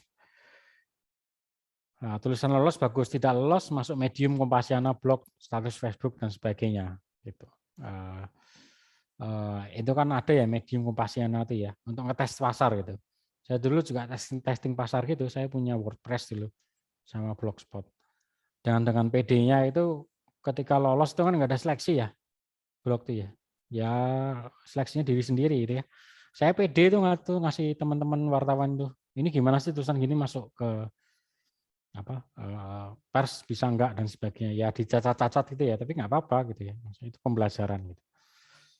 Terus tulisan selesai ada tulisan dikiriman kepada redaktur gitu ya. Jangan lupa klik kirim ya. Sudah bikin tulisan sudah upload di attachment tapi nggak dikirim gitu ya nggak selesai ya. Perkara nanti nggak dimuat itu kan yang penting tulisannya sudah selesai gitu. Ini kan bisa masuk di tempat yang lain, gitu, di blog dan sebagainya. Menyikapi penolakan ini saya baru ditolak nih yang kanan nih. Yang kiri itu berapa hari yang lalu. Bahkan sampai sekarang kan saya masih ditolak gitu. Ya nggak apa-apa gitu ya. Yang udah biasa ya. Dulu kan sering ditolak pas pertama kali masuk Perse saya juga dikatain bahwa nggak jelas ya tulisannya gitu. Ya nggak apa-apa itu pembelajaran ya untuk menjadi pembelajaran yang lebih baik gitu ya. Penolakan hal yang biasa, kadang penolakan terjadi karena tidak aktual, tidak sesuai, atau kehabisan tempat gitu ya. Ini kiri ini kan nggak jelas juga ya, belum bisa memuatnya ya. Kemungkinan ya tidak sesuai ya. Tuh. Kalau yang kanan ini di ghosting ya, saya di ghosting yang kedua ini. Nggak tahu gitu ya, terbit atau tidak, itu nggak ada pemberitahuan. Saya cek juga nggak ada. Ya saya anggap aja nggak lolos gitu ya. Dan writing is journey, not a race gitu ya. Dan everlasting process gitu ya, bukan single time gitu. Gagal bukan berarti Bapak Ibu nggak bisa, tapi perlu pakai cara yang berbeda gitu ya. Keep trying tapi jangan lupa untuk improving gitu. Kalau kata Einstein nggak salah ya, Einstein apa siapa? Bahwa keledai itu yang menggunakan cara yang sama terus gitu ya. Edison itu gagal terus, tapi akhirnya dia berhasil karena menggunakan cara-cara penambahan cara yang berbeda gitu. Nah, gitu. Perubahan refleksi itu yang harus dilakukan, Bapak Ibu sekalian. Cara improve itu ya, jangan melakukan hal yang sama, namun juga jangan melakukan ini 360 derajat berbeda gitu ya. Merasa gagal terus melihat seseorang yang berhasil terus copy paste cara orang itu, jangan gitu juga. Derajatnya harus diperhatikan gitu ya. Punya inspirator itu bukan berarti terus jadi copy paste dari dia gitu ya. Tetap jadi diri sendiri gitu. Ingat pattern, kelebihan, kekurangan diri, kekurangan dan potensi diri gitu. Saya sadar bahwa saya tidak mampu menulis mengenai teknologi misalnya, mengenai kaitan inovasi dalam perspektif teknik, saya nggak punya kapasitas itu. Ya sudah, saya menganggap itu adalah kajiannya orang lain gitu ya, jatahnya orang lain untuk menulis opini. Gitu. Lebih banyak membaca, melakukan perenungan akademik, berdiskusi, perlu membangun automatic system ya, artinya menjadi pembelajar terus-menerus. Berpikir fleksibel, fenomena nasional coba direfleksikan secara lokal, global maupun internasional. Dan tadi saya jelaskan masalah itu memang spektrumnya luas gitu ya, sehingga mikirnya harus fleksibel gitu ya. Tapi jangan sampai kehilangan core keilmuan dan jati diri gitu. Terus membuat draft ya, coba tema-tema baru yang masih terkait dengan core keilmuan gitu ya. Saya nulis lingkungan tadinya, gitu. Mencoba untuk berani nulis lingkungan gitu. Nggak apa-apa karena core keilmuannya kan public policy gitu ya. Meningkatkan sertifikasi itu cara untuk improve, salah satunya mengambil studi lagi gitu ya. Karena dengan studi lagi kan tiap hari kan bersentuhan dengan akademik gitu ya. Bisa jadi mengambil kelas kepenulisan gitu ya, mengikuti penelitian proyek gitu ya, penulisan besar. Itu bisa. Dari situ kan bisa punya refleksi ya, gitu. Dan punya teman-teman yang punya concern yang sama, gitu. Bisa diskusi. Ya, ini pros dan cons dari opini di media massa. Prinsip pemikiran kepada kalayak, merakyat, gitu ya. Berarti berpikir fleksibel, kontekstual dan empirical. Itu pro-nya. Masuk komunitas epistemik, komunitas orang yang sering menulis di surat kabar, gitu. Menulis di media. Ada satu kawan saya peneliti PSP namanya Diasma itu ya, Sandi Suwandaru. Ya kita saling share gitu ya. Kadang-kadang saya mampir pusat studi Pancasila sini untuk berdiskusi dengan dia. Gitu. Persoalan Pancasila dengan kebijakan publik misalnya. Lalu terkenal gitu ya. Mestinya saya kasih tambah tanda petik gitu ya. Karena terkenal itu tergantung bagaimana menyikapinya gitu ya. Gitu. Lalu bisa menjadi awalan untuk menjadi intelektual publik atau cendekiawan publik gitu. Bapak Ibu nulis di media massa nanti bisa ditelepon wartawan gitu. Karena kan saya bilang tadi media massa itu komunitas sendiri gitu ya. Saling status sama lain kenal gitu. Jadi kalau Bapak Ibu punya satu yang ditawarkan, kadang-kadang teman wartawannya atau teman media itu siapa sih ahli ini itu dikasih nomornya gitu-gitu. Kan ketika ngirim tulisan Bapak Ibu kan ngirim CV itu ya, termasuk identitas email dan nomor HP kadang-kadang. Kontranya adalah dianggap tidak terlalu ilmiah gitu ya, karena dianggap ngartis gitu ya, karena keterbukaan kompetisi, termasuk segmented ya, intelektual organik mungkin pernah dengar, intelektual yang tidak hanya berdiri di Menara Gading ya katakanlah ya, sangat jauh dari masyarakat, bahasanya bahasa alien itu yang masyarakat tuh kadang nggak paham secara luas ya. Dan hidup tidak tenang ya. Saya pernah dikontak wartawan jam 12 malam, setengah 12 malam ya saya dimin ya. Dulu saya masih jawab gitu ya. Maunya juga yang jawab ya, tapi masih jawab itu. Tapi sekarang udah dimin aja sampai pagi gitu. Mohon maaf baru bahas gitu. Gitu aja gitu. Hidupnya tidak tenang gitu. Kecuali memang matiin HP ya, mungkin bisa gitu ya. Atau matiin jaringan internet. Dan siap menerima kritikan itu ya, hujatan, kritikan, sanggahan. Saya pernah nulis di awal-awal dulu tentang ombudsman nggak salah. Tahun 2000 berapa ya? 16 nggak salah. 16 15 gitu lupa saya. Itu saya di DM ya, Instagram. Ya biasalah dianggap salah. Dianggap menyerang gitu ya. Tapi setelah saya baca ya memang terlalu keras gitu ya. Terus akhirnya saya belajar dari situ juga gitu. Saya bilang terima kasih gitu. Gitu aja. Jadi belajar ya, karena ini media massa otomatis siap-siap dihujat secara massa ya, selain memang dipuji secara massa gitu. Saya pikir ini, oh ya ini ada mitos media massa, menulis media massa, kan ada mitosnya kalau tidak bisa terbit di dunia 2 media massa dalam 1 hari. Bisa aja nih adik saya kemarin ya, dia bisa 2 dalam 1 hari 2 opini. Luar biasa. Nah, kebetulan dia itu baru lulus master ya dari Maastricht, Belanda. Jadi otaknya masih panas, sehingga dia punya 2 tulisan. Satu ini tulisan saya pikir tentang trust ya, publik. Sebenarnya ini core keilmuan saya tapi diambil ya nggak apa-apa lah. Terus kedua tentang apa yang dia pelajari ini teknologi ya dan society. Gitu. Jadi sehari dia 2 gitu ya.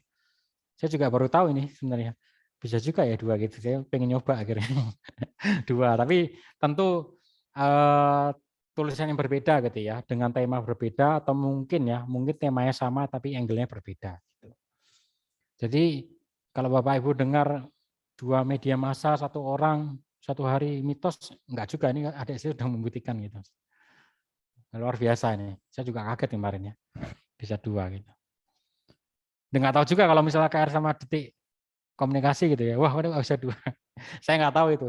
Tapi itu problem mereka lah, ya seharusnya tahu lah. Media itu kan saling komunikasi gitu ya. Oke, ini mungkin terakhir ya. Saya suka quote ini. Reading is like breathing in, writing is like breathing out. Jadi kayak bernafas gitu ya. Kadang-kadang jadi hobi kalau sudah suka menulis gitu ya. Dan ini dari Pram gitu ya. Orang bisa pandai setinggi langit, tapi kalau nggak nulis ya hilang dalam sejarah gitu. Tulisan-tulisan scholar kita dari dahulu gitu ya, karena manusia meninggalkan nama, ya karya-karyanya yang ditinggalkan gitu ya. Kita kan sering yang merujuk orang-orang yang sudah nggak ada gitu ya, tapi karyanya masih kita rujuk gitu.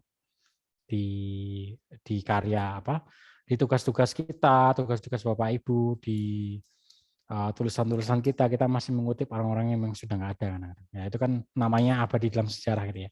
Sehingga Bapak Ibu kalau selain dapat reward uang ya, mungkin uang itu kan material yang cepat hilang gitu ya. Dapat 5.000 beli naskah juga langsung hilang gitu ya.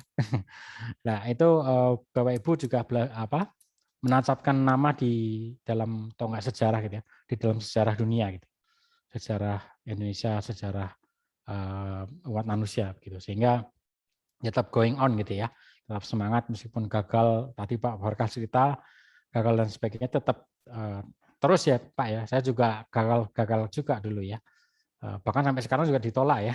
Kemarin nulis untuk bulan Oktober juga nggak lolos gitu. Jadi ya keep going on gitu, menyikapinya harus dengan positif. Saya kira gitu Mbak Sekar, ini saya sebarkan nanti kan ada email saya ya, untuk mungkin Bapak Ibu pengen diskusi mengenai tulisan opini, saya welcome gitu ya. Nanti kita sesuaikan, kita bisa diskusi secara sinkronus ya, dengan WA dan sebagainya, via email juga bisa. Begitu Mbak Sekar, saya kembalikan. Terima kasih. Wassalamualaikum warahmatullahi wabarakatuh. Waalaikumsalam warahmatullahi wabarakatuh. Terima kasih Mas Aji, menarik sekali. Tadi kalau bagi Mas Aji itu membaca dan menulis sudah seperti bernafas ya. Luar biasa. Oke, baik Bapak Ibu teman-teman peserta, silakan jika ada yang mau ditanyakan bisa mengaktifkan fitur raise hand. Oh ya, silakan Pak Barkah, monggo Pak. Terima kasih Mas Sekar. Mas Haji izin nanya lagi Mas. Saya menyimpulkan Mas, kan kalau kita mau menulis artikel opini itu artinya kita harus ini ya Mas ya, harus ngejar waktu gitu, karena kan seperti Mas bilang tadi, opini itu kan ada permasalahannya, dan permasalahan itu kan rentang waktunya kan nggak lama gitu, dari update itu kan bisa jadi expired gitu masalahnya kan. Apakah benar seperti itu Mas? Jadi kita harus ngejar waktu gitu kalau mau menulis opini gitu Mas? Nggak, sebenarnya nggak harus banget ya Pak ya. Ada beberapa isu yang memang everlasting, terus-menerus terjadi. Misalnya pandemi ini kan kita sudah 1,5 tahun ya, dan sekarang masih pandemi. Menulis tentang pandemi sebenarnya kalau dilihat dari waktu, isu itu kan sudah membosankan dalam tanda petik ya. Ya kita terus-terusan memang lagi bermasalah tentang itu gitu. Ya itu tergantung dari angle-nya gitu ya Pak. Makanya saya nulis tentang refleksi PPKM itu udah lewat dari seminggu itu Pak. Saya pikir nggak tembus ya. Mungkin sehari sebelum seminggu ya. Hari ke-6 itu terbit. Saya kaget juga ya. Loh, kok bisa terbit? Ternyata memang waktu itu saya tanya teman saya wartawan gitu ya, coba tanyakan itu kenapa kok bisa ini, akhirnya beberapa hari kemudian dapat info kalau memang yang dilihat adalah perspektifnya, kebaruannya gitu Pak. Kebaruan dari isu itu gitu ya. Misalnya tadi saya ceritakan kalau Pak Barkan nulis tentang aspek psikologi di dalam pandemi gitu ya, di media massa mungkin nggak banyak yang mengcover juga. Aspek keluarga gitu ya, aspek individu gitu ya. Mungkin individu dipecah lagi dengan aspek milenial atau generasi Z gitu ya, dan sebagainya. Memang tarikannya itu tadi tidak harus terlalu sebenarnya isu-isu yang sudah lewat tapi masih kita alami juga bisa dipecah-pecah lagi menjadi misalnya dampak pandemi terhadap kesukuan ya, hidup orang-orang yang hidup di dalam suku-suku itu juga bisa gitu ya. Tapi kan isunya tetap pandemi gitu ya Pak ya. Isu yang sebenarnya kalau pandemi ini menjadi isu sederhana kayak ekonomi gitu ya, itu membosankan sebenarnya pandemi. Ya itu aja persoalannya gitu kan. Tetapi kan perspektif baru yang masuk sehingga bisa terbit gitu ya. Gitu. Gitu Pak Braga. Dan saya memang saya agak lupa tadi menyampaikan bahwa memang tulisan opini ini kan memang kadang-kadang dikritik tidak terlalu ilmiah gitu ya. Semi ilmiah itu 50% ilmiah, 50-50 gitu ya. 50 ilmiah, 50 tidak ilmiah. 50 science, 50 art gitu ya. Tetapi kan mungkin tadi Mbak Sekar sempat menyampaikan bahwa ini seperti bernafas. Gitu. Ya ini membangun kebiasaan gitu. Kadang-kadang kalau Bapak Ibu sekarang kalau saya lihat kan nih Bapak Ibu ini kan yang akan masuk ke tesis nanti ya, atau mungkin yang sedang nulis disertasi gitu, tesis disertasi atau karya ilmiah, itu kadang problemnya bukan problem keilmuan itu tersendiri gitu ya. Saya tidak meragukan kapasitas akademik Bapak Ibu sekalian, tetapi kebiasaan nulisnya itu. Gitu. Karena ada beberapa orang yang memang secara kognitif pintar gitu ya, cerdas dan sebagainya, tetapi menggerakkan jarinya yang bermasalah. Dia punya keterbatasan diksi, keterbatasan kalimat, keterbatasan kosakata gitu ya, yang membuat dia akhirnya macet menulisnya. Gitu. Sehingga kan kadang-kadang kalau alasan pembimbing itu adalah saya itu sebenarnya sudah ada Pak di otak gitu, tapi tidak tertuang di tulisan ya, itu problem juga kan gitu. Masalahnya kan skripsi, tesis, disertasi itu lulusnya bukan hanya untuk omongan gitu ya, tidak hanya direkam ngomong gitu, enggak, tapi harus dituliskan. Nah itu problemnya. Saya pikir problem Indonesia ya, saya pikir ya. Dan saya sampaikan tadi sebenarnya nulis di media massa itu membangun automatic system. Gitu. Kalau Prof. Mahyudi menyampaikan, ya tulisan Mas Haji di media massa itu, tulisan jurnal itu seperti itu, tulisan ilmiah, karya, disertasi, tesis itu seperti itu. Hanya dilebarkan katanya, diperdalam lagi konsep-konsepnya, datanya. Itu aja. Jadi katanya Prof. Mahyudi sebenarnya automatic systemnya sudah terbangun gitu. Kalau orang yang nulis di media massa, hanya perlu diperdalam, perlu membaca lagi ya, sehingga panjang gitu ya. Katanya jumlah kata yang tadinya cuman katakanlah 500 bisa berkembang sampai 2.500 isai itu atau 3.000 ya. Itu kan isai akademik. Atau diimprove lagi jadi 6.000, 7.500 atau 8.000 itu kan jadi jurnal. Diimprove lagi jadi 18.000, 20.000 itu kan kalau di luar negeri itu sudah jadi tesis gitu ya. Diimprove lagi 25.000, 30.000 dan sebagainya jadi disertasi gitu-gitu. Gitu. Jadi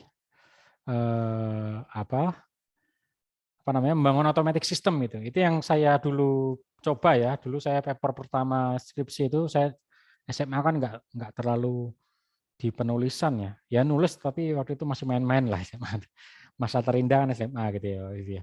Jadi masih nggak serius gitu. Begitu saya masuk kampus gitu ya di manajemen kebijakan publik di Visipol S1 di 2008 itu paper saya C gitu ya.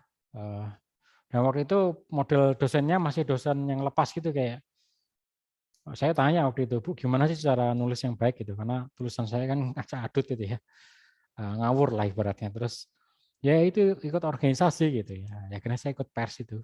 Gitu. Saya nggak dikasih tahu cara nulis yang baik gitu ya.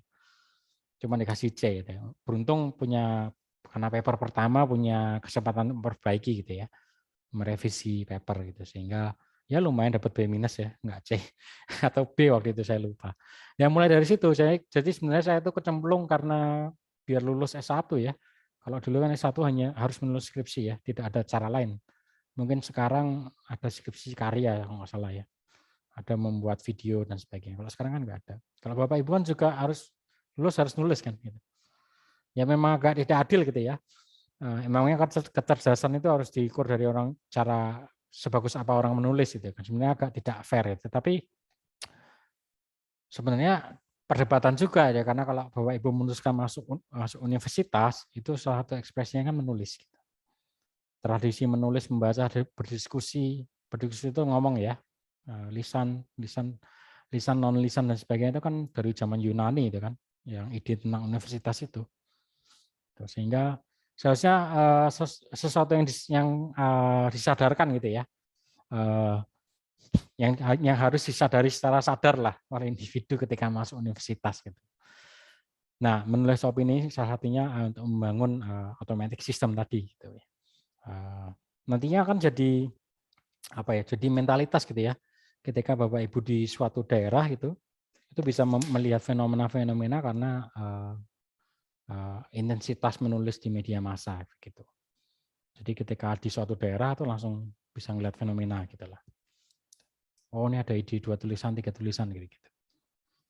Nah, problemnya tinggal mau dijadikan tulisan apa enggak. Kadang-kadang saya kan, kalau sekarang saya tahapnya itu ada fenomena bagus gitu ya, persoalan gitu, tapi kadang-kadang saya harus ngelihat ini, apakah ini menyerang dosen saya gitu ya, karena beberapa dosen saya kan jadi di pemerintahan ya, takutnya jatuh ke personal gitu. Jadi lebih kesegan sebenarnya. Jadi saya kayak, kayak nggak saya tulis gitu, karena nyerang personal nanti dan sebagainya gitu. Jadi saya untuk saat ini saya cukup hati-hati gitu ya, karena takut untuk menyinggung personal gitu, sehingga koridor antara organisasional sama personal ini yang harus saya pikirkan gitu. Karena kalau nggak hati-hati satunya ke personal gitu ya. Gitu. Begitu Pak Bharga, saya pikir. Terima kasih. Baik, terima Terima kasih kasih. Mas Haji. Ya. Ya, silakan Bapak Ibu teman-teman yang lainnya jika ada yang mau bertanya.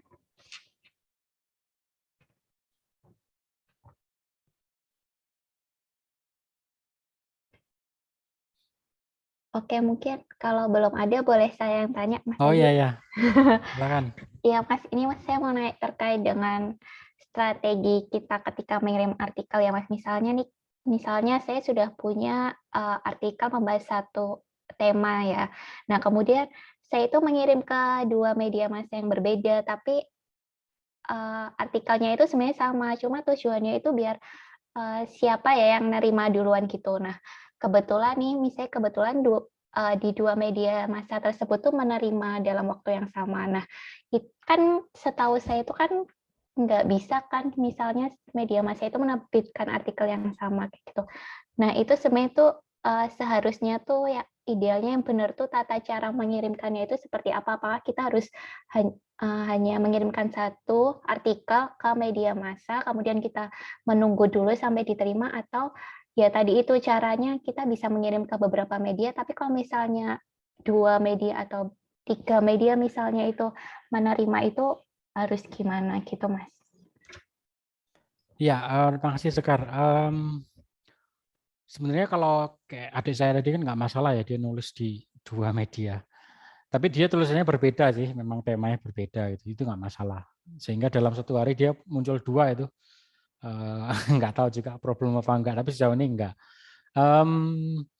Memang kalau sekarang gitu ya, untuk bukan menekan ya, tapi untuk sebenarnya fair ya, untuk menaikkan bahwa di email kita bilang bahwa saya sangat berharap misalnya tulisan ini lolos meja redaksi untuk terbit gitu kan. Kalaupun tidak, saya mohon maaf atau mohon izin gitu ya kepada Bapak Ibu redaktur, ketika lewat dalam waktu berapa, 5 hari katakanlah, 5 hari tidak ada informasi mengenai tulisan yang terbit dari tulisan saya yang terbit gitu ya, atau tidak ada pemberitahuan dari redaktur, saya akan mengirimkan ke media lain itu nggak masalah kalau sudah ada ya notis itu ya, sehingga ditunggu aja selama 5 hari, ketika tidak ada dicek ya tiap hari gitu di kolom misalnya kalau detik di detik gitu ya, di di Suara Merdeka, itu di Jawa Pos, dicek aja di kolomnya gitu. Kalau dalam waktu 5 hari tidak lolos, hari ke-6 yang kirim ke tempat lain gitu. Artinya media itu sebenarnya sudah redaktor atau orang yang bertanggung jawab itu di email itu kan sudah tahu ya, di hari ke-6 ketika nggak terbit ya sudah tempat lain gitu. Jadi ketika nanti terbit barengan gitu, ya nggak ada salahnya juga karena kan sudah notice ya. Gitu. Katakanlah di hari ke-8 ternyata di 2 media gitu ya. Itu bukan permasalahan kita gitu, Sekar. Itu permasalahannya media terdahulu ya. Media sebelumnya yang tidak memberikan informasi dan sebagainya. Kalau refleksi PPKM kemarin, saya yang salah email saya sebenarnya. Saya cuma bilang saya berharap tulisannya dimuat sehingga kalau dan mohon kabar jika tidak dimuat gitu. Tapi tidak menuliskan tentang waktunya gitu. Sehingga enggak punya hak juga untuk apply di tempat lain, maksudnya mengirimkan tulisan di tempat lain. Sehingga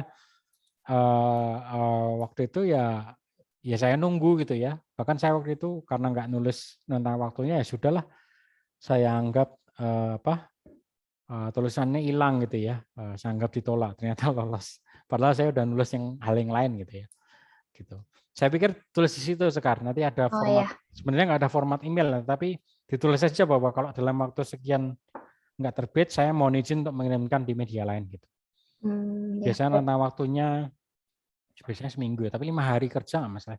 Misalnya saya dalam waktu 5 hari kerja jika tidak ada kabar atau tulisan saya tidak terbit dan atau misalnya tulisan saya tidak terbit, saya mohon izin untuk mengirimkan di media lain sehingga hari ke-6 kirim tempat lain nggak apa-apa. Oke, berarti kita punya hak ya Mas sebenarnya sebagai penulis. Sebagai penulis ya. Oke, baik Mas Haji, terima kasih jawabannya. Ini siap. Ada Mas Anta, silakan Mas. Ya, terima kasih kesempatannya Mbak Sekar, mohon izin Mas Haji, menarik sekali tadi. Saya juga lagi belajar menulis ini Mas, mumpung agak slow ini. Kalau pas kerja kayaknya full gitu seharian ngadep laptop gitu, kejar-kejar di telepon sampai double bareng Mas Zoom. Gitu. Ini kan kesempatan ini kuliah nih. Nah kemarin sempat ikut lomba-lomba gitu ya, lumayan lah hasilnya. Nah kemudian kalau ini Mas mau nanya ini yang pertama terkait ini Mas, terkait ada nggak Mas penilaian, jadi bahan penilaian nggak kan tadi utamanya kan penilaian dari tulisan ya. Tapi kalau misalnya saya kan masih misalnya ya secara background pendidikan masih S1, kemudian mungkin bukan dari akademisi gitu, saya menulis terkait teori-teori gitu, nanti takutnya menjadi wah ini apaan, ini tulisannya nggak jelas gitu. Nah itu jadi bahan penilaian nggak? Kemudian apalagi saya masih memulai itu, misalnya jadi memulai baru daftar kolumnis kemarin begitu. Nah itu yang pertama. Kemudian yang kedua, aduh saya lupa Mas, tadi yang kedua ini yang penting ya malah lupa. Yaudah itu dulu Mas. Terima kasih. Oke. Iya Mas Antar, terima kasih. Sebenarnya nggak masalah ya, penulisan saya dulu S1 juga nulis nggak apa-apa gitu ya. Menulis di media massa nggak apa-apa. Dan memang saya dulu masih kaku teori sih penulisannya gitu ya. Mungkin saya bisa cek bisa share screen ya untuk menunjukkan itu, nggak apa-apa ya Mas Sekar ya? Silakan Mas. Ya, sebentar. Tulisan saya lama itu 2000 ya sebelum S2 ya. Sebentar. Wah agak ke bawah.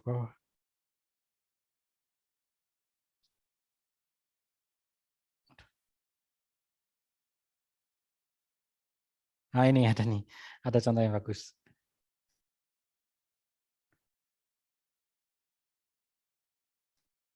Sebentar.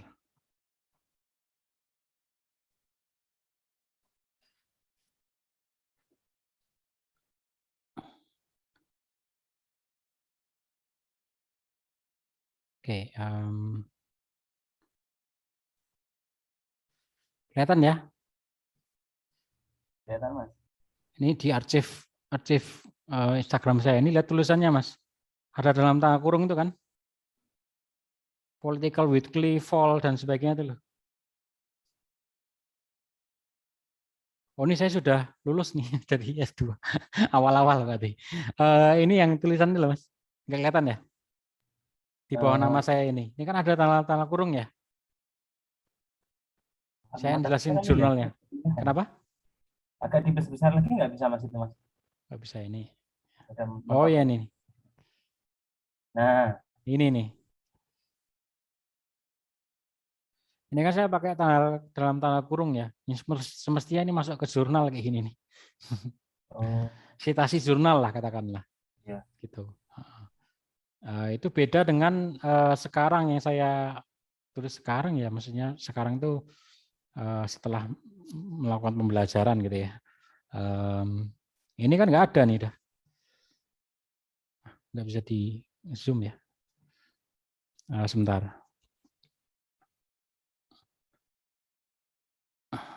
PowerPoint-nya nggak di. Sama saja kan ya citasinya Mas ya.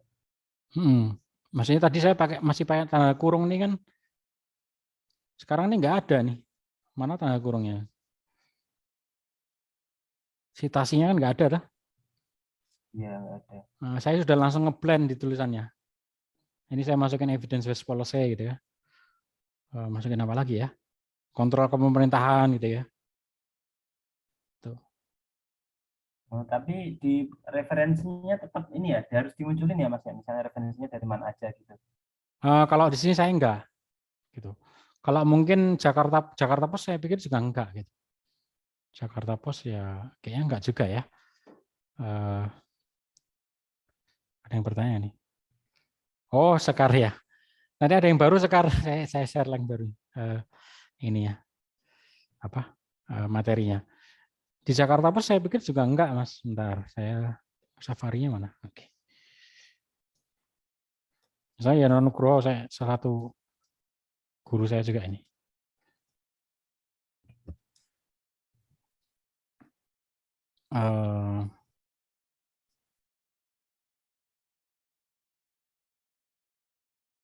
Ini penulis opini yang bagus juga ini. Nah, di sini kan juga nggak ada ya.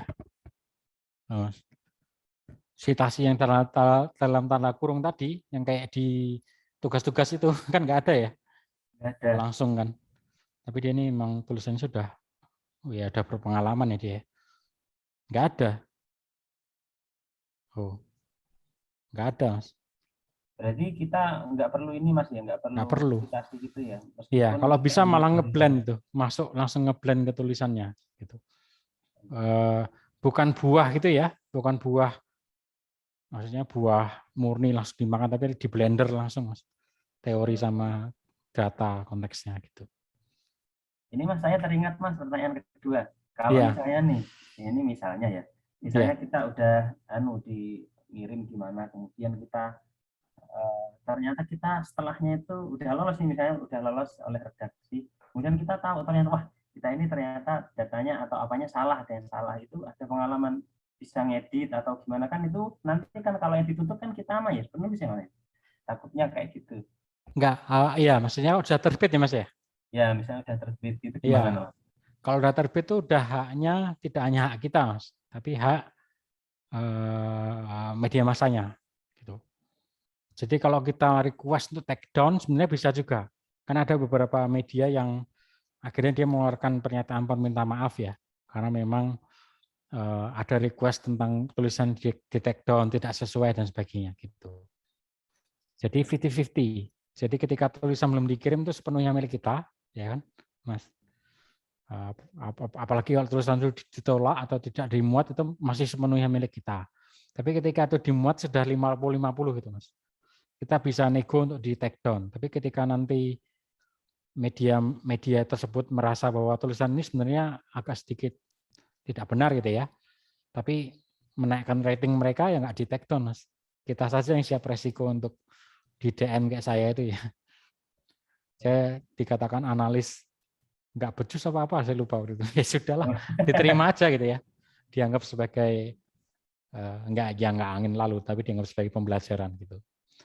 Dan itu biasa, Mas. Saya juga di DM, di message LinkedIn itu ya, tulisan saya perspektifnya kurang, tidak melihat dari sisi ini dan sebagainya. Ya, cuman saya jawab aja terima kasih atas masukannya, ya sudah. Karena memang ketika orang itu merasa terserang kan defensif ya. Ya susah gitu ketika kita ingin berdiskusi terhadap orang yang sudah tersinggung secara personal, logicalnya memang agak sudah susah gitu ya. Sehingga yang perlu diturunkan adalah emosionalnya gitu sebelum nanti bisa diskusi secara logical. Jadi nggak masalah Mas Anta kritikan itu ya, tapi ketika sudah terbit memang sudah 50-50 gitu.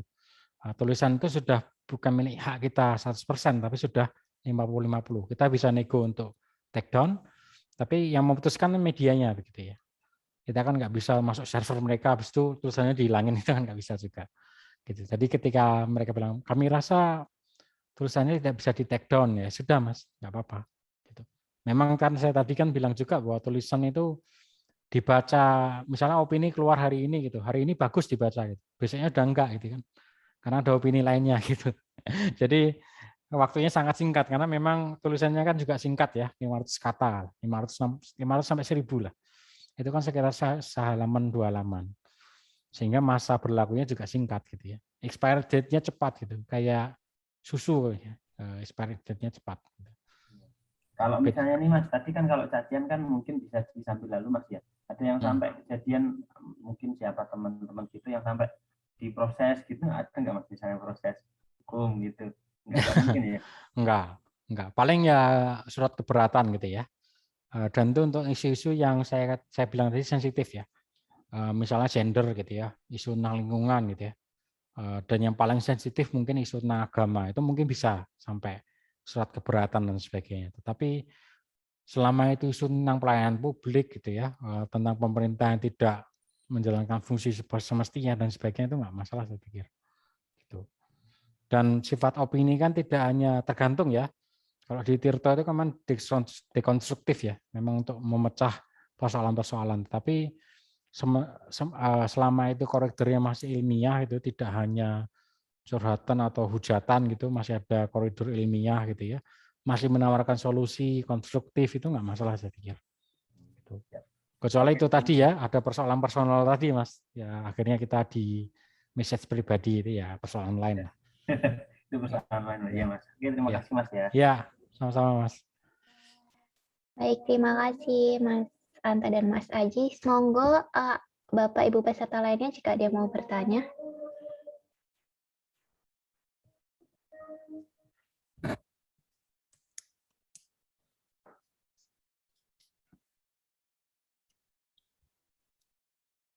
Apakah ada? Oke, Mas Aji, kalau sambil menunggu yang lain, saya boleh tanya lagi. Ya, tadi mau ini sih, tadi kan Mas Aji bilang kan kalau terkait citasi tadi loh Mas, kan di-blend aja kan teori dengan datanya. Nah, dulu pengalaman saya pernah kan diminta untuk membuat opini di websitenya PSKK itu. Nah, karena saya itu belum pernah membuat artikel opini kan, jadi bingung juga cara membuat opini itu kayak gimana, karena biasanya tuh bikinnya isi tugas-tugas kuliah yang harus pakai citasi gitu. Nah, gimana? Nah, sementara kan kalau ya namanya juga artikel opini kan berarti memang kita beropini kan. Nah, tapi kalau misalnya kita mengacu pada satu teori tertentu atau data tertentu, nah saya itu masih takut kalau nggak pakai citasi itu, karena mindsetnya dulu kuliah kalau nggak pakai citasi gitu kan langsung kena plagiarisme, nggak lulus gitu kan. Nah, itu gimana cara strateginya di opini itu, maksudnya biar nggak, meskipun nggak pakai citasi tapi ya itu tuh nggak plagiarisme gitu loh Mas. Ya ya makasih Sekar. Sebenarnya itu learning by doing juga ya. Saya ingin menunjukkan sebentar.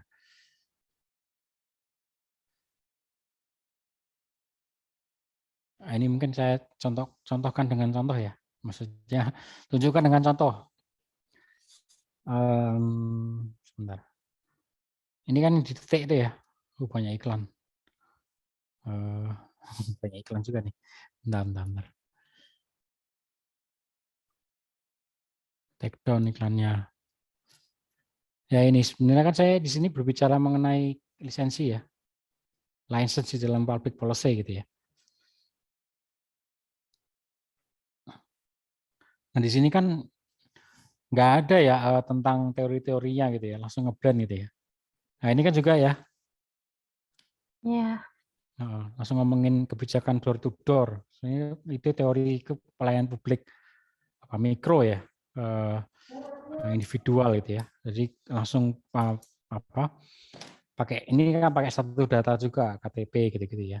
Cara tradisional pelayanan publik sebenarnya di blend aja dengan ini saya peroleh dengan refleksi tadi gitu.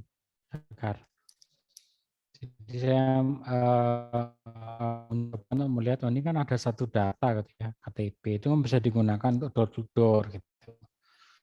Data tracing, data lingkaran sosial penyintas COVID kan juga bisa gitu ya. Ini kan cara tradisional gitu ya, lebih masuk akal gitu ya, ketimbang digital yang masih tanda-tanya masih infrastruktur internet itu masih tidak merata dan sebagainya. Itu kan, nah salah satu caranya adalah di-combine aja itu Sekar, satu sama lain gitu ya, ditubruk-tubrukkan gitu. Sekali lagi ini kan audiensnya luas ya, gitu. Kadang-kadang ini kan masih banyak pertanyaan, sebenarnya ini masih banyak pertanyaan ya, kayak misalnya KTP dengan sistem door to door, data lingkaran sosial, data tracing ini kan misalnya kata ini, itu masih bisa dielaborate ya. Kalau dalam tugas kuliah kan ini jadi pertanyaan ya. Ini bakal dikomen sama dosen, ini maksudnya apa gitu. Tapi kan karena ini audiensnya luas gitu, itu langsung dimasukkan ke punchline itu, cara tradisional ini. Bahwa ini itu adalah cara tradisional gitu. Dan lebih masuk akal gitu. Untuk mencapai 70% vaksinasi gitu. Nah, kita kan beropini ya. Tetapi secara theoretical data itu masih bisa diperdebatkan gitu. Nah, salah satu caranya adalah mentubruk-tubrukkan itu. Ini kan saya refleksinya dari kita punya data tracing, data lingkaran sosial, kita punya KTP, ini kan source data gitu ya. Kenapa nggak door to door gitu.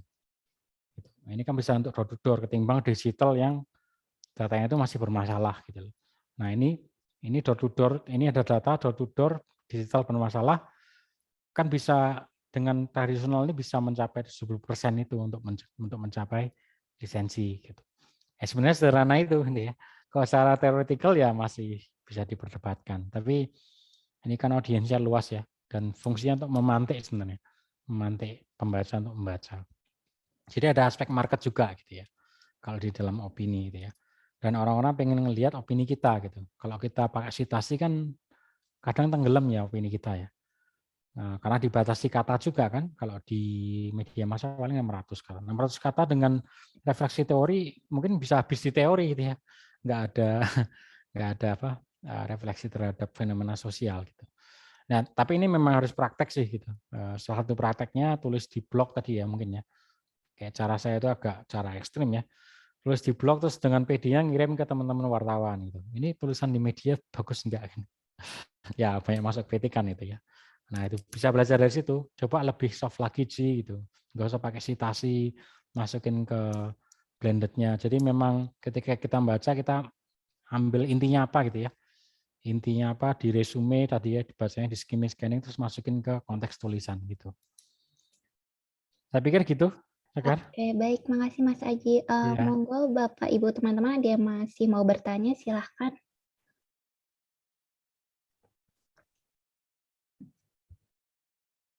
Pada belum makan siang nih mungkin jadi. Bisa nanya dikit Mas, ini paling agak ini nggak penting pertanyaannya. Mas, kalau itu misalnya kayak gitu itu biasanya kan tadi Mas Haji udah bilang rewardnya ini ya mungkin ada dari finansial juga ya. Itu boleh tahu nggak Mas kira-kira ranknya ada yang berapa sampai berapa gitu Mas? Mungkin kalau ya. Ya tergantung ini Mas, tergantung surat kabarnya gitu ya. Kalau Jakarta Post saya pikir udah di atas 1 juta pastinya kalau Jakarta Post ya. Tapi kalau lokal mungkin di bawah itu. Tuh. Kalau nasional yang biasa mungkin range-nya 500 sampai 1 gitu ya. Tapi lokal mungkin 0 sampai 500 gitu. Tapi kalau nasional internasional ya kayak Jakarta Post, Kompas itu bisa di atas 1. Memang rewardnya nggak terlalu gede kayak ketika nulis jurnal ya. Kalau saya bilang tadi kan memang nulis di opini media massa itu kan produksinya cepat gitu ya. Kadang dalam waktu 1,5 jam udah bisa nulis. Misalnya kita nih Zoom 1 jam, hampir 2 jam ya, itu bisa 1 opini gitu. Ya otomatis reward-nya juga reward yang cepat ya. Cepat dapat, cepat hilang. Jadi nggak seberapa juga gitu reward-nya. Memang nggak seberapa karena memang nggak terlalu cepat juga, tapi emang range-nya segitu Mas. Gitu. Dan memang media massa itu kan cepat ya, artinya produksinya cepat gitu ya, tidak terlalu effort gitu, reward-nya cepat gitu, sehingga ya enaknya itu Mas, cepatnya itu. Kalau kita nulis jurnal kan lama ya, reviewer itu bisa balikin tulisan kita lama banget. Dan belum tentu accept juga gitu, karena reject. Udah nunggu lama reject. Nah, itu yang membuat saya agak suka menulis di opini itu karena cepat. Artinya dengan reward segitu kan kita nggak ngerasa rugi gitu ya Mas ya. Dapat 700.000 2 jam kan lumayan, berarti 700 bagi 2 jam gitu ya. Jadi segitu katakanlah Mas. Jadi nggak terlalu, karena nunggunya juga nggak lama, paling ya 5 hari lah gitu. Sementara kalau jurnal 5 bulan ya. Bisa lama gitu ya. Dan itu belum tentu lolos. Kalau media massa nggak lolos kirim lain gitu. Oh iya. Mas, yang tadi menarik itu yang ngasih pas email, kemudian di email kasih 5 hari kemudian, itu kan Mas ya akan saya kirim kalau nggak ada ini. Lah itu kalau misalkan bagi misalnya saya yang baru gini, pas pertama kali ngirim langsung berani nulis kayak gitu, apa istilahnya saya belum punya nama kayak gitu ya Mas? Nggak apa-apa, bilang aja bahwa mohon izin, mohon maaf misalnya, mohon maaf dalam waktu 5 hari gitu ya, saya menanti kabar tulisan saya gitu. Mohon maaf informasi mengenai apakah tulisan saya layak terbit atau tidak gitu. Pertama. Dan jika diizinkan saya akan mengirim tulisan ini ke media massa lain jika dalam sekitar 5 hari tidak terbit misalnya, 5 hari kerja misalnya. Itu nggak apa-apa Mas. Nanti jangan kayak saya gitu ya. Saya sampai sekarang lupa karena template email ya, saya lupa template email dulu lah. Jadi saya lupa mencantumkan itu berapa hari nggak terbit dikirimkan. Jadi wah saya nggak bisa juga ya kalau mau neken mereka gitu ya, karena ya udah nggak bilang aja lah gitu. Nggak apa-apa Mas gitu. Media massa kan juga paham ya bahwa orang gagal nulis kirim lain terbit tempat lain itu biasa gitu. Oke, terima kasih Mas Haji. Ya. Baik, terima kasih. Ada yang masih mau bertanya Bapak Ibu teman-teman? Silakan.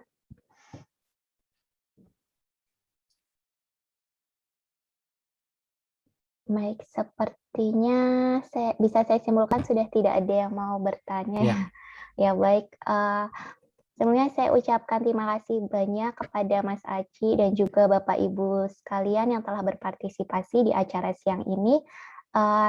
Kami dari panitia mau mengingatkan bahwa workshop seri berikutnya, yaitu seri 3 bertema penulisan karya tulis ilmiah populer dengan pembicara Bapak Untung Widianto yang akan diselenggarakan di hari Sabtu besok jam 1 siang. Jadi kalau siang ini kita telah mendengar pengalaman dari sisi penulis akademisi, di hari Sabtu kita akan mendengar tentang penulisan karya tulis ilmiah populer dari sisi wartawannya atau jurnalisnya. Jadi semoga bisa menambah wawasan Bapak Ibu sekalian terkait dengan penulisan karya tulis ilmiah populer. Jadi silakan Bapak Ibu bisa join di hari Sabtu berikut. Oh ya, mungkin kita bisa foto bersama dahulu Bapak Ibu sekalian. Jika boleh dinyalakan kameranya.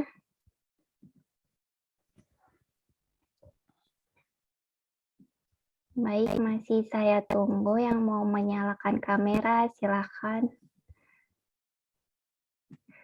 Baik, ini ada 2 layer, jadi saya akan potret 2 kali ya Bapak Ibu, silakan.